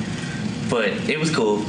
There was a lot of them was cute. I actually met one of the models. Actually, me and him are actually really good friends, and he has his own production company. So it was really cool to do that. But yeah, I've only been like 5 fashion shows, and my first one was last year.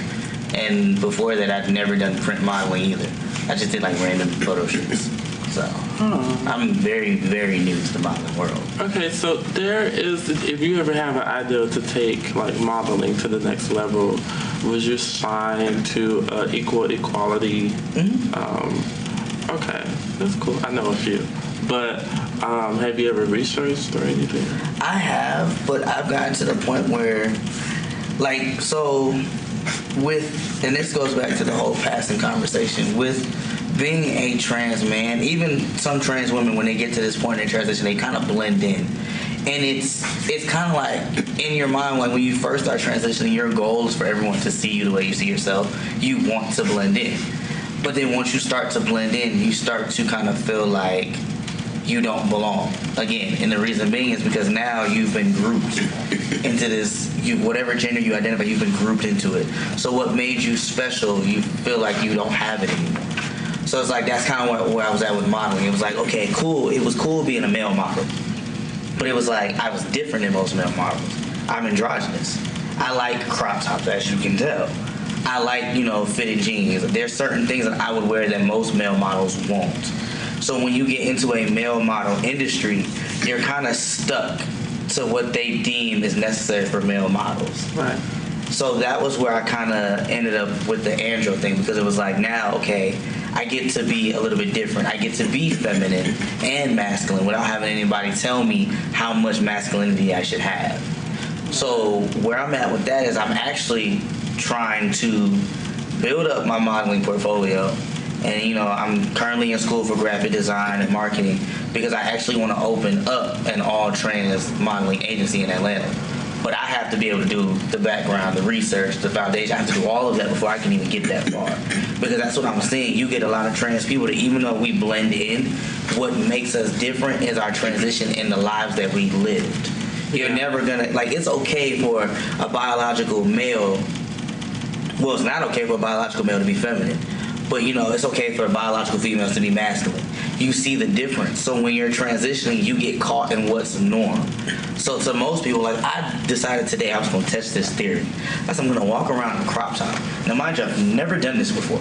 I go to, MSR and, my walk around my house in a crop top. I've never actually walked around in public in a crop top, and I did this all today.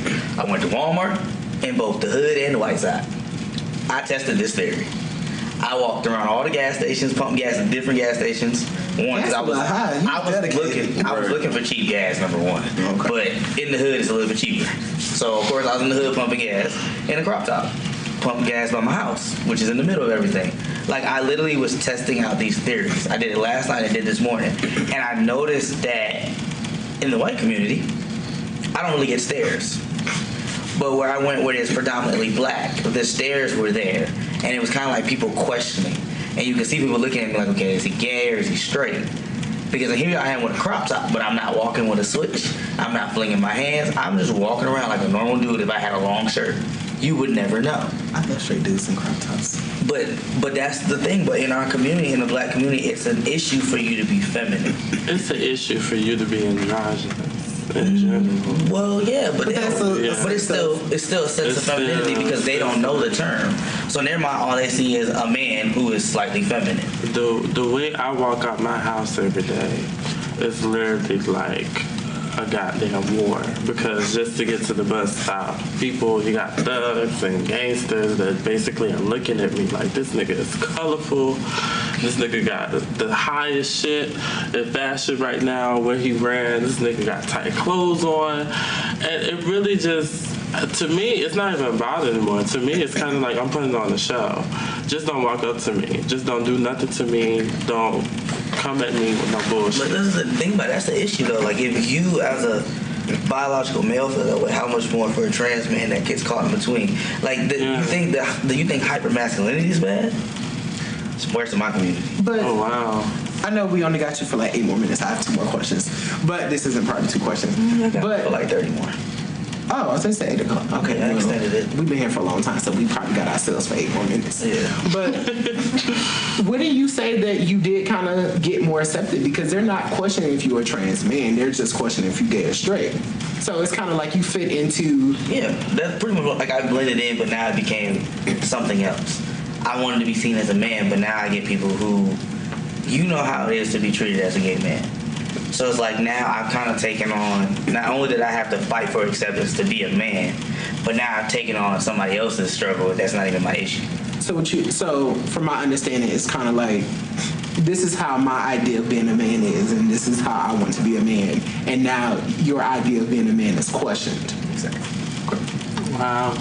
That's deep. A lot of layers. I think it's the other crazy thing that you said earlier is that people think that you're just a gay man. And that's the crazy part, because I never actually thought that of a trans man.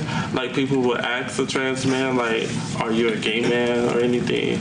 But that's very interesting. But it's, to me, I would be just like you. I would laugh. Oh, you can. And I would be playful. I don't care. And that's it's crazy because people are well, but what are you attracted to? Femininity. But femininity comes in different forms. So that includes women and men. However, mentally, I don't connect to men, so I won't date a man. Right. I'll interact, I'll flirt all day. But as far as a relationship goes, it won't happen. So it's one of those things where it's not. So now I'm a black trans man who's pansexual. Pansexual in America. Oh, and I'm feminine. So that's 4 negatives against me. We could be best friends. Well, let me ask this. How's your relationship with straight men? Straight, hyper masculine.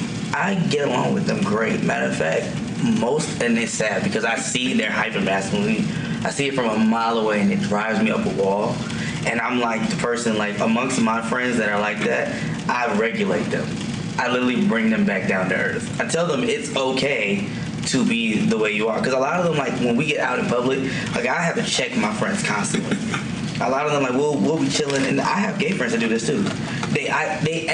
Their whole idea is to be trade. They do this so much when they're around certain people, and it's like I have to sit back and I'm like, why are you acting like that?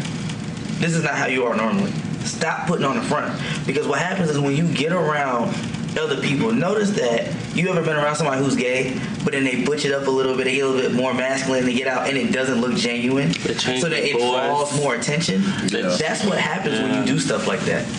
And the attention that you didn't want, you now have. And it's never positive, it's always negative. Yeah. People aren't complimenting going, oh, he's such a manly man. They're like, what the fuck is wrong with this nigga? Why are you acting like that? That's what people think. Yeah. So you make yourself look bad. Like, you know, like a lot of my straight friends, like they do the most, because like a lot of them, they're really comfortable being around gay dudes, but when they're out in public, they don't want anybody else to think they're gay, so they'll make comments, and I have to check them, like, again, why are you acting like that? You know, there'll be a gay, like I have one friend, he is gay, he does not like feminine gay dudes at all. And it's so bad because like we'll be out in public and he's like, why he gotta act like that? He's just so extra. I'm like, you're gay. He's like, but I'm not feminine. Yes, you are. You're not his level of feminine, but you're feminine. And if a straight man saw you, he would feel the exact same way you feel about that man. So there's no point in doing it. I feel like every gay guy has a feminine trait. Every male has a feminine It just takes the right person to bring it out. We're born from a woman's body. How the hell we won't have a feminine trait? If you cry, if you're sad.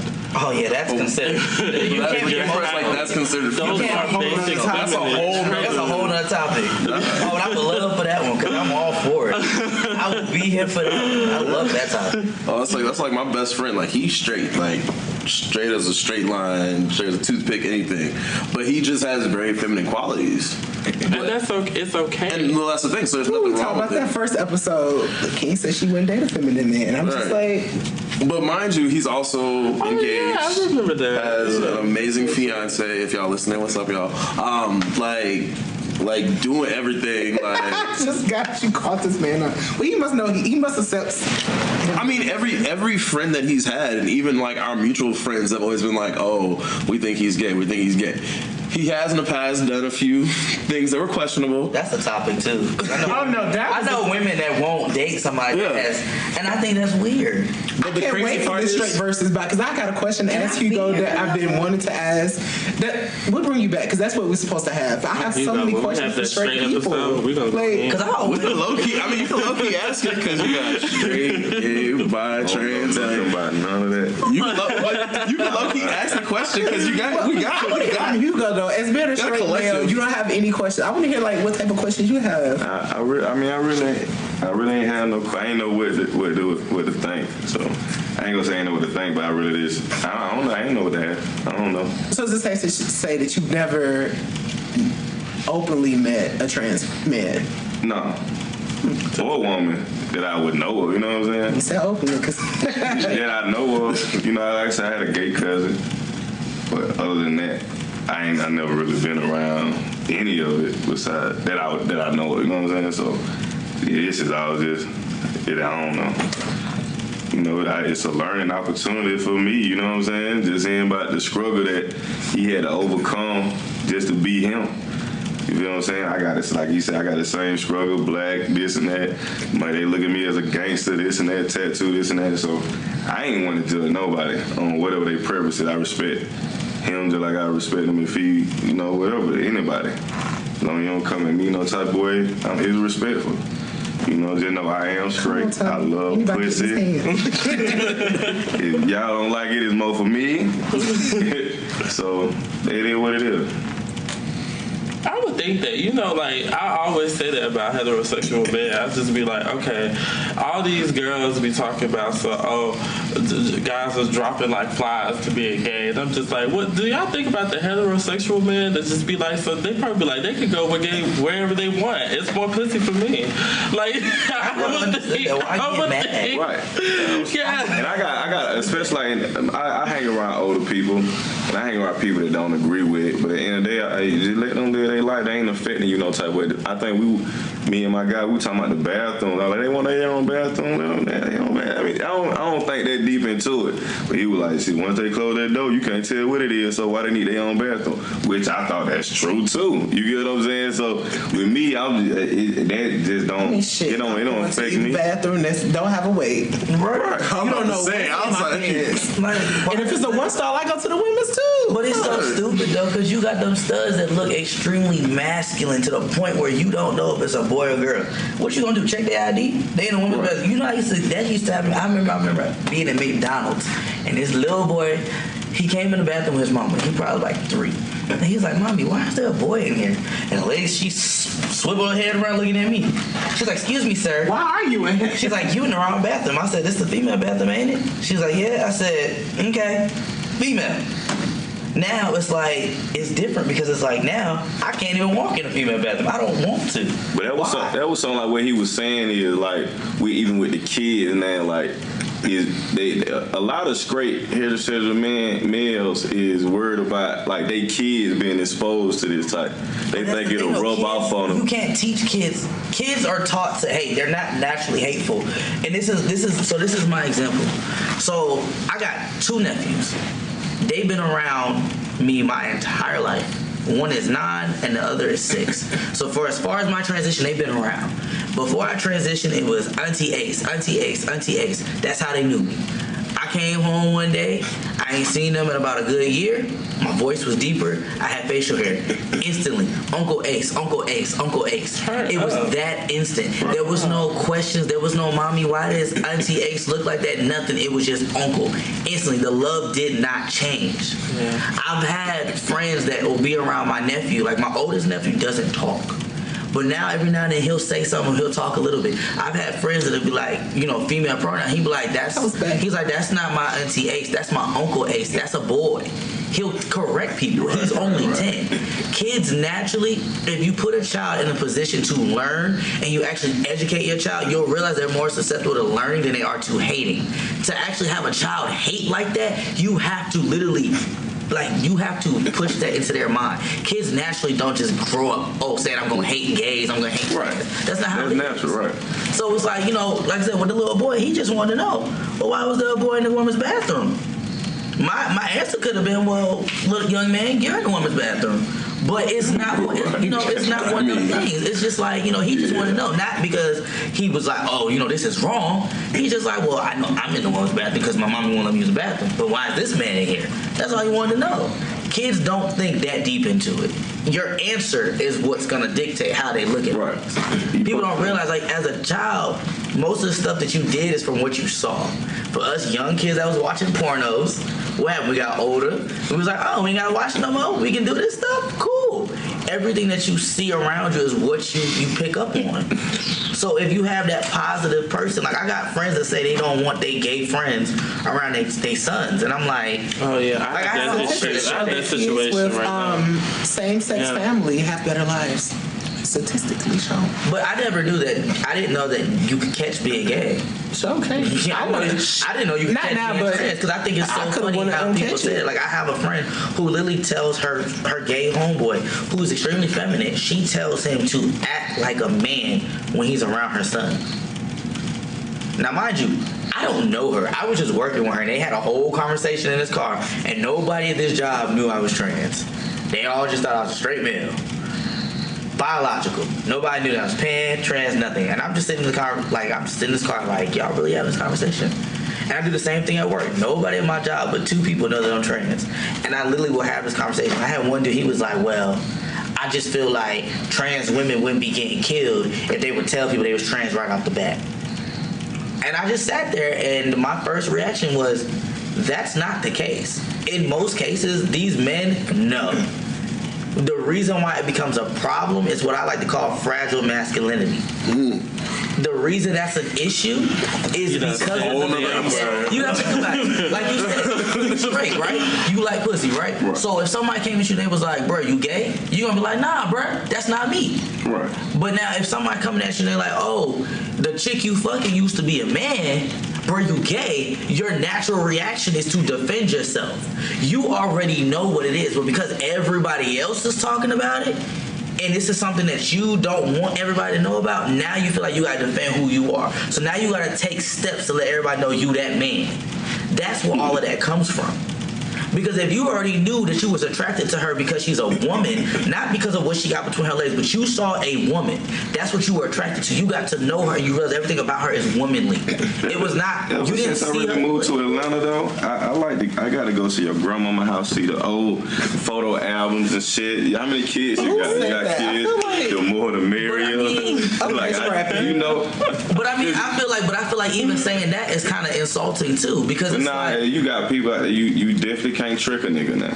But that's the thing. It's not tricking, and that's the thing about it. Just tell me up front. I'm the guy you want to just tell up front. Like if you used to be this, but do she owe you that? Most definitely. We talk about it. I think she definitely owes me because I'm attracted to an illusion of a woman. But if you're not a woman like that, don't try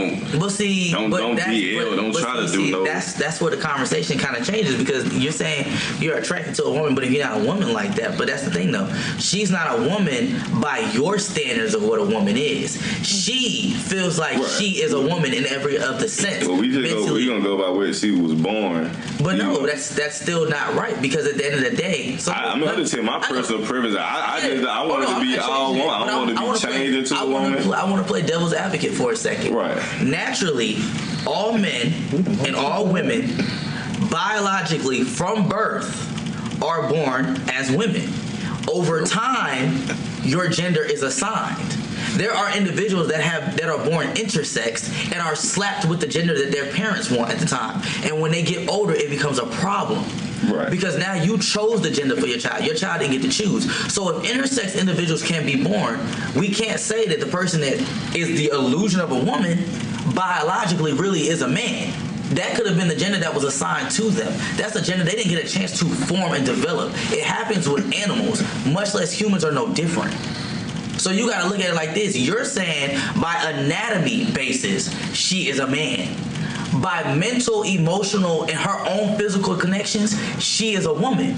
So she does owe you to tell you biologically she was born as a man. However, you have to realize just because you're okay with knowing up front doesn't mean the next man is. What you might not kill her for, the next man will. And that's where the whole thing of coming in and saying who they are, they got to feel you out. They got to know that you're not crazy.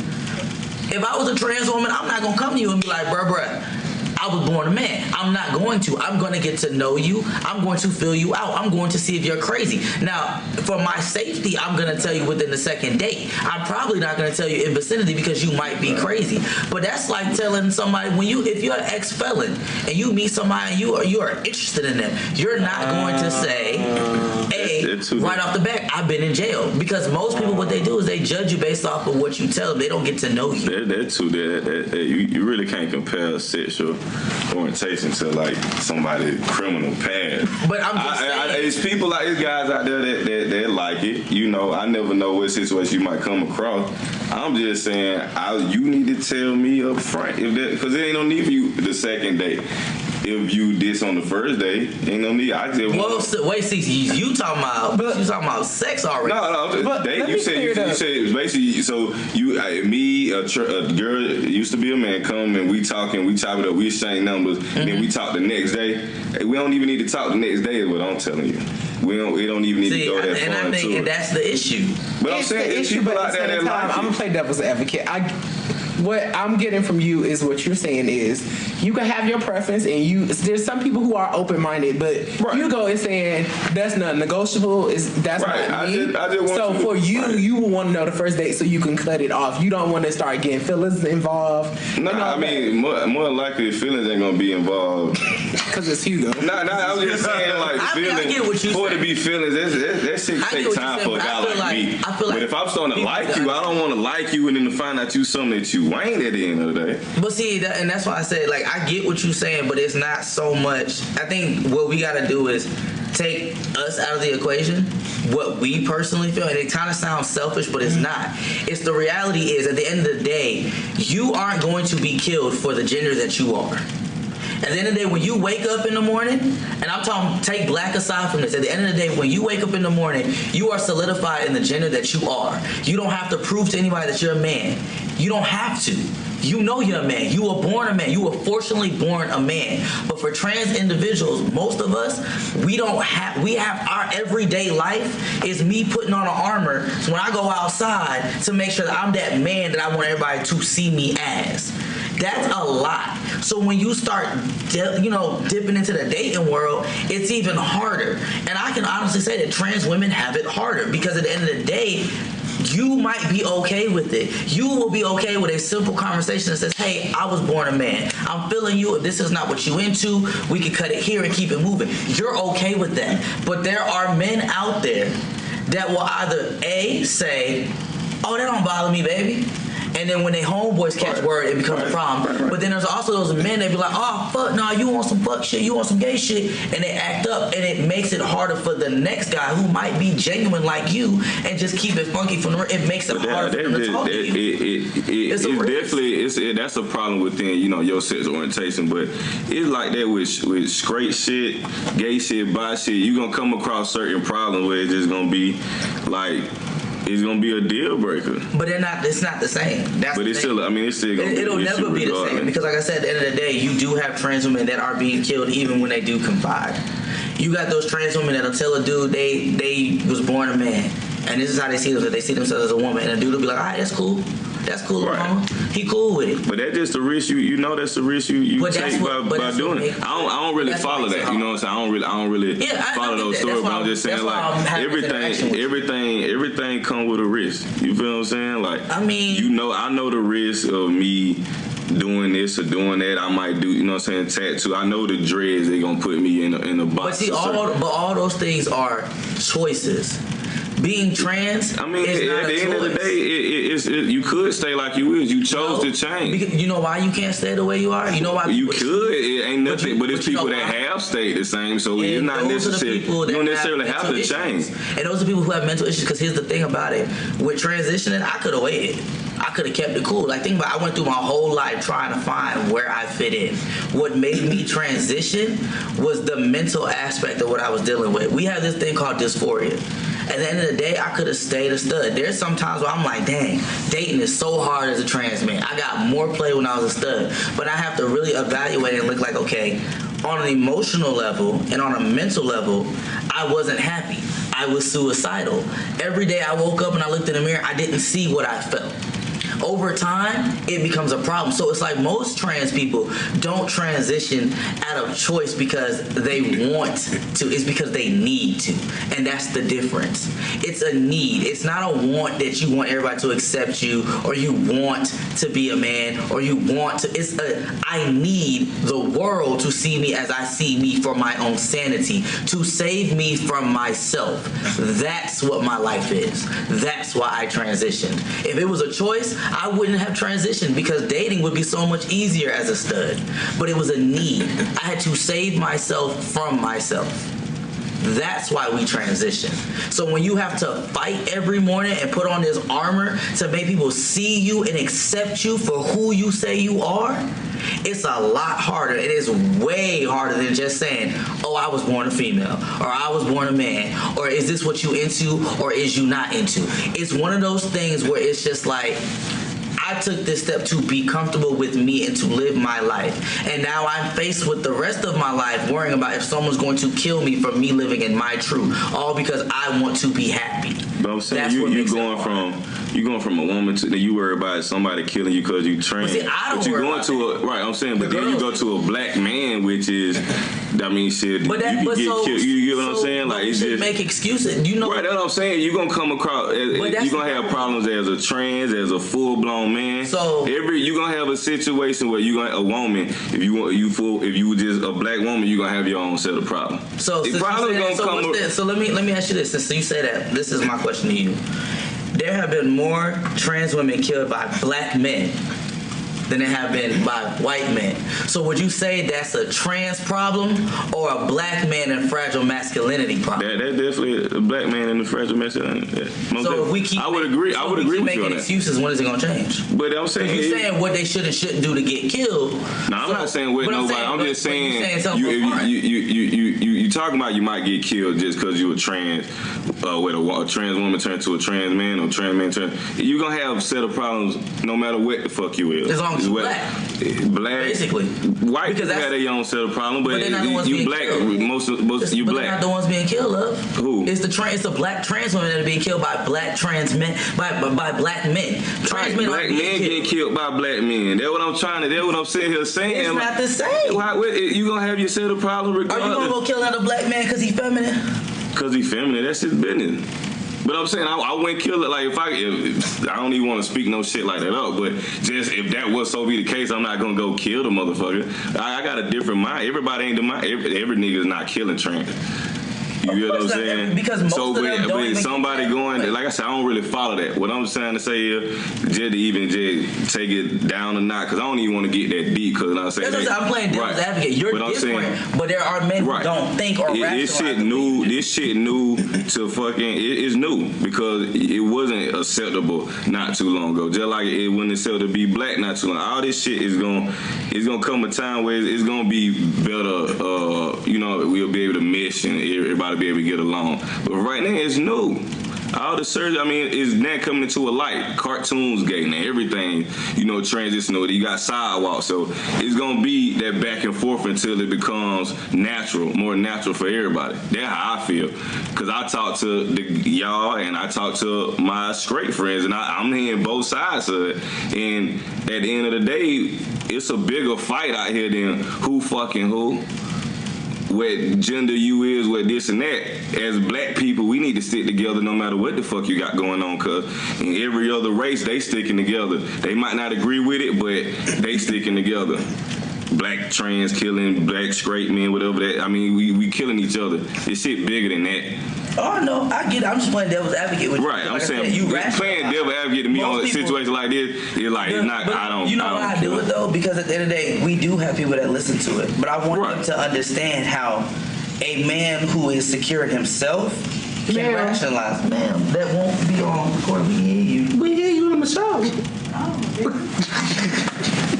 But I wanted the people to hear what it sounds like from somebody who isn't gay, who isn't trans, who's not even knowledgeable about trans, how they rationalize. Because most people will be like, oh, well, this is all they know. But to hear somebody else who doesn't know too much and still be able to rationalize and tell you, like, if this is you, live your life. Right. That's why I play devil's advocate with you. Not because I don't trust what you're saying 100%. No, I agree with you. Right. And I like the way you think.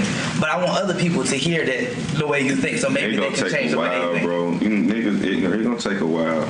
But at the end of the day, you just got to be you. Whatever makes you happy. You live free, like Avery said. Live free, whatever makes you happy, as long as they don't interfere with nobody else. Or the cornfield. I'm about to bring it up. I was going to say it.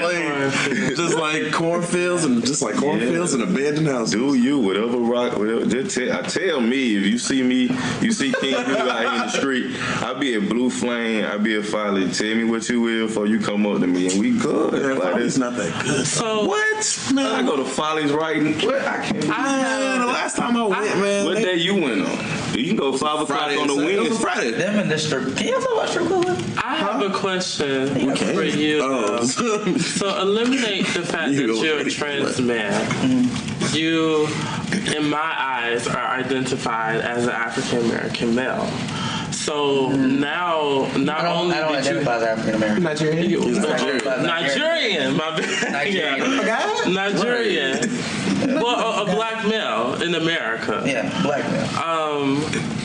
Now you have to deal with the whole entire pressure that we have to deal with as black men, and I wanted to know, on top of your own issues, on top of how was that transitioning from a female to a male or to a black male and actually happened to? So this is one of them things where I get into these arguments with my friends all the time, and it is not for me to be ignorant to them. But a lot of the issues, set aside from police targeting us, and set aside a lot of the issues that black men face, we kind of bring on ourselves. And I say that, like I said, set aside from police brutality. Let me walk you in my struggle. Set aside from the police doing their thing and, like certain racism issues and certain prejudice issues, a lot of the things that we deal with, we kind of bring upon ourselves. And I say that to say, if you look at certain things, it's almost like, how do you expect another race to look at you and hold you in good standards and to appreciate you when we can tear down our own community? You got people, you sit here and say, oh, we're going to boycott Walmart and we're going to do all of this because they don't respect us. We're going to shop at black-owned businesses. But it took another race denying you your equality for you to even support your own black brother and sister. So it's like, it's one of them things where it's like, it shouldn't take a whole race being prejudiced against us or being racist against us for us to even support our own. You getting mad at the next race for doing it, but we've been doing it to each other for years. Yeah. And I'm not saying they're right. They are wrong because all humans deserve equality. But let's be real. We're not going to sit here and excuse what we do to each other just to get a chance to be like, oh, the other community's crazy. The other community's crazy. They are crazy. But we should fix what we're doing within our own community. Because how are we going to fight racism when we got our own? And people say this all the time. Black people can't be racist. Yes, you can be racist because oppression has nothing to do with racism. Systematic racism is equal to oppression. That's when you can say that a race has to do with your oppression. That's when you can say, oh, black people can't systematically be racist. Right. But black people in general can be racist. And the reason why I say this is because I'm African. I grew up with black people treated my family like crap because we weren't from here. I was born in the States, the first generation born here. You know how many black people call me African booty scratcher? Oh, I'm a monkey. My family live off of trees. They live in huts. I heard all of that growing up. And it's them same black people now that's trying to find their culture. When I was too busy trying to educate y'all when I was younger, telling y'all all African, y'all just don't know it yet. Y'all was stolen from Africa. Y'all don't have y'all culture, but I'm trying to give it to you. I'm trying to show you what it's like to be African, what it's like to have a culture with traditions and values. But you didn't want that then. You wanted to ridicule me and my family. My mom's accent ain't even that thick for people to say they didn't understand her. But yet, the white people understood my mom, but all the black people, oh, your accent's too thick. We don't know what you're saying. But now, moving forward, now y'all trying to find culture. Now y'all feel like y'all don't belong in the white man country because the white man don't want you no more. So when people ask me how I feel about it, honestly, I don't care. Because now you're going through exactly what the fuck I went through. I went through that growing up. And that, what I went through being a foreigner don't have a gender. You a foreigner, so no one likes you. Yeah. That's just the reality. So it's like now being a black male, that's fine, but I'm still different than most black males because I have my culture, I have my tradition, I have my values. The best thing a black man can have is education. I have that. Why these black men running around uneducated, having different kids by different baby mamas, don't know how to take care of their family, doing the same thing cycle after cycle after cycle. You beating on your wife because you saw your daddy beat on your mama, so you just start doing the same thing. No, I have my values, I have my traditions, and when America decided to reject black men, now y'all don't know where to go. But I got my passport. I got my dual citizenship. I can leave whenever I want. Why? Because I'm educated and I know where I'm from. And even if I didn't have that culture, which I really didn't have it because I was born in the States, I had to fight for a culture because most Africans don't even recognize me as being African because I wasn't born there. I still had to fight for it and I still had to educate myself. So if I can do it, the rest of the community can do it. At the end of the day, When it comes to certain things, black people say, oh, the white man don't want us no more, we gonna leave. Where the fuck y'all gonna go? You don't even know where you from. You won't even do the research to figure out where you from. Everybody want to wear dashikis and say they're African. Newsflash, not every country in Africa has a dashiki. Yeah. You walking around looking stupid. You getting mad at white people wearing dashiki saying it's for black people. Newsflash, South Africa is full of white Afrikaans. Know your history before you start speaking on it. Know the culture before you start speaking on it. Because back when y'all said that every African was swinging from huts and trees and living in them, nah, that was South Africa. Them same white people that y'all talking about wearing dashikis now. Like, you gotta educate yourself. All these Africans that was trying to educate black people, y'all was too busy making fun of us. Now you want the culture. Now you want to be embraced. Now you feel like your culture and everything been stolen from you. Now you questioning the Bible. Newsflash, you go to Nigeria, the Africans over there believe in the Bible. It ain't about the white man's religion. There's only three types of religions in Africa. There's Islam, Christian, and witchcraft. You pick one. You're gonna need one of them to fight the witchcraft, because the witchcraft is there. You're gonna need one of them. So you're either gonna be a Muslim or you're gonna be a Christian. You don't get the chance to be an atheist. That ain't an option. It's all about education. So, what have being trans taught you? Fuck what people say. That's what it taught me. Fight for yourself, educate yourself, live for yourself. Because at the end of the day, you're going to do something that's going to always piss somebody off. You're never going to be able to satisfy people. You live your life satisfying people, you'll never be happy. You're going to have to go against the grain and do what makes you happy. That's just reality. Like, I've lost so many friends since I transitioned. I had people tell me, oh, I can't rock with you no more. It was hard enough when you decided you wanted to be gay, but now you want to be trans. That's just too much. You asking for too much. That's fine. Dismiss yourself. You're asking for too much? Yes. And the devil. But now I'm going to throw it back to you. When you said coming out to your mother, you said you felt like you was asking too much. Is it acceptable for you to be asking the world too much, but not your parents? Because again, with my mom, it's one of them things where I know growing up, we lacked communication. But I also know there's a culture barrier. It's just not getting to the point where I'm meeting Nigerians that are within the community. And that's the younger generation. My mom is 57 years old. You think I got time to be educating my mom on what trans is and trans isn't? You think I got time to tell my mom, hey, by the way, the child that you begged God for, oh, he gave you the wrong one. I don't have time to tell her that. I don't have time to watch my mom break down a second time, asking God what she did wrong. See, it was never about what I did wrong. It was my mom always thinking that my lifestyle was a punishment for what she did wrong. That's how my mom felt. And that's culture, because anything that happens when you're African, most things that happen to you in life, they say it's something that you did wrong. So to see my mom break down like that the first time, to watch us bicker and fight and me damn near be abused for 4 or 5 years, I'll take the happy relationship I have with my mom now. The one where I can still go out in public and people can refer to me as a man and she won't correct them. But is that real though at the end of the day? You consider that real? My mom is sick. My mom has been sick for 4 years. Think I want to be the reason why she kill over and die? Nope.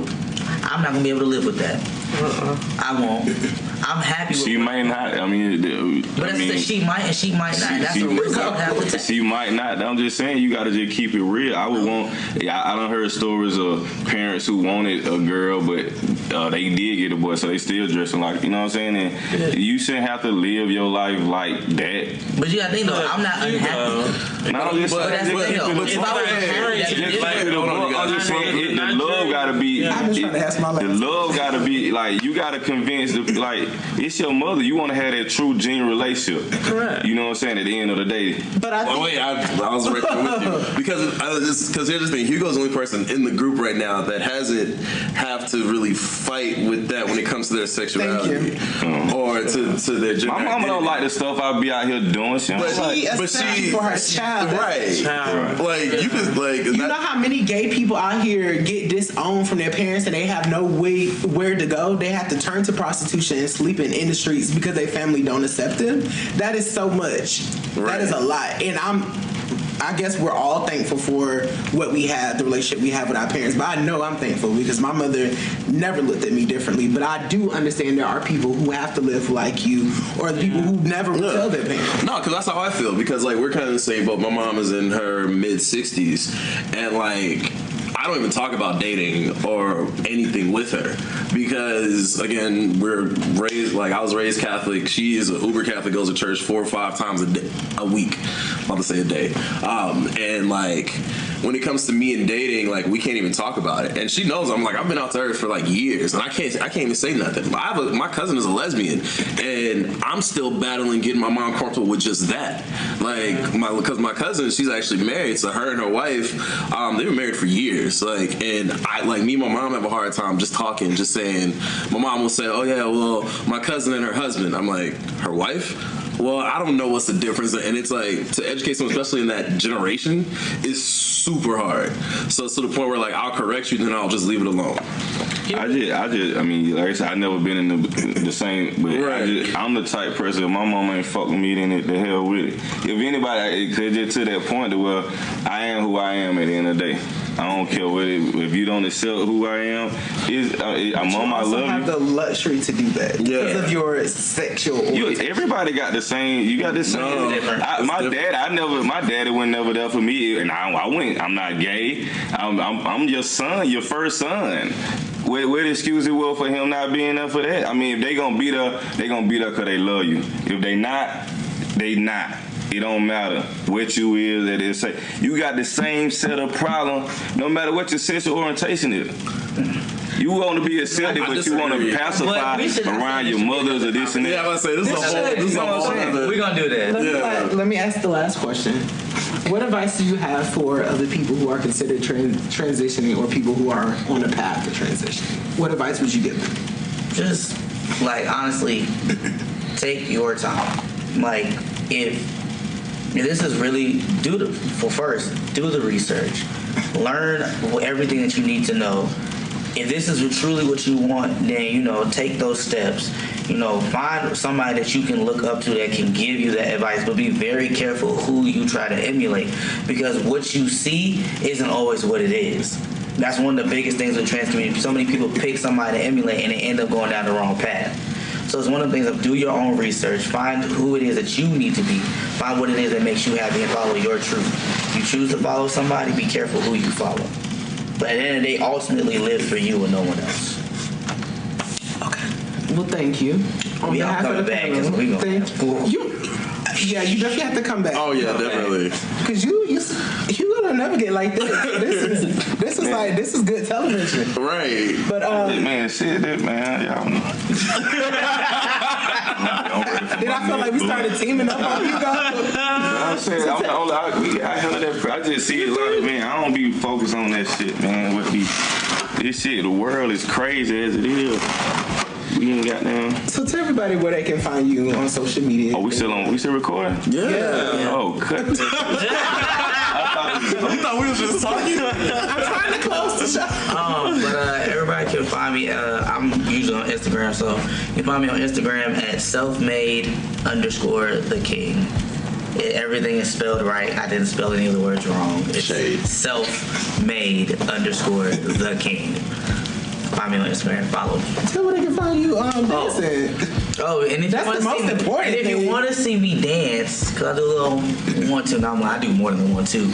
I'm usually at MSR off of 12th Street in Midtown. I don't know the actual address, but it's my sister's room at MSR. Look for the building. It has an M and a naked lady for the S and then the R.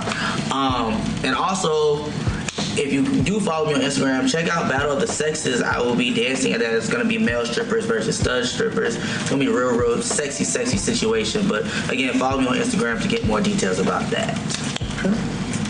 Thank you for listening to this week's episode. If you've enjoyed our show, please subscribe to it and rate it on Apple Podcasts, SoundCloud, TuneIn, Google Play Music. Also, if you have any suggestions or to write in a letter to the panel, please email us at thepanelatlpodcast@gmail.com.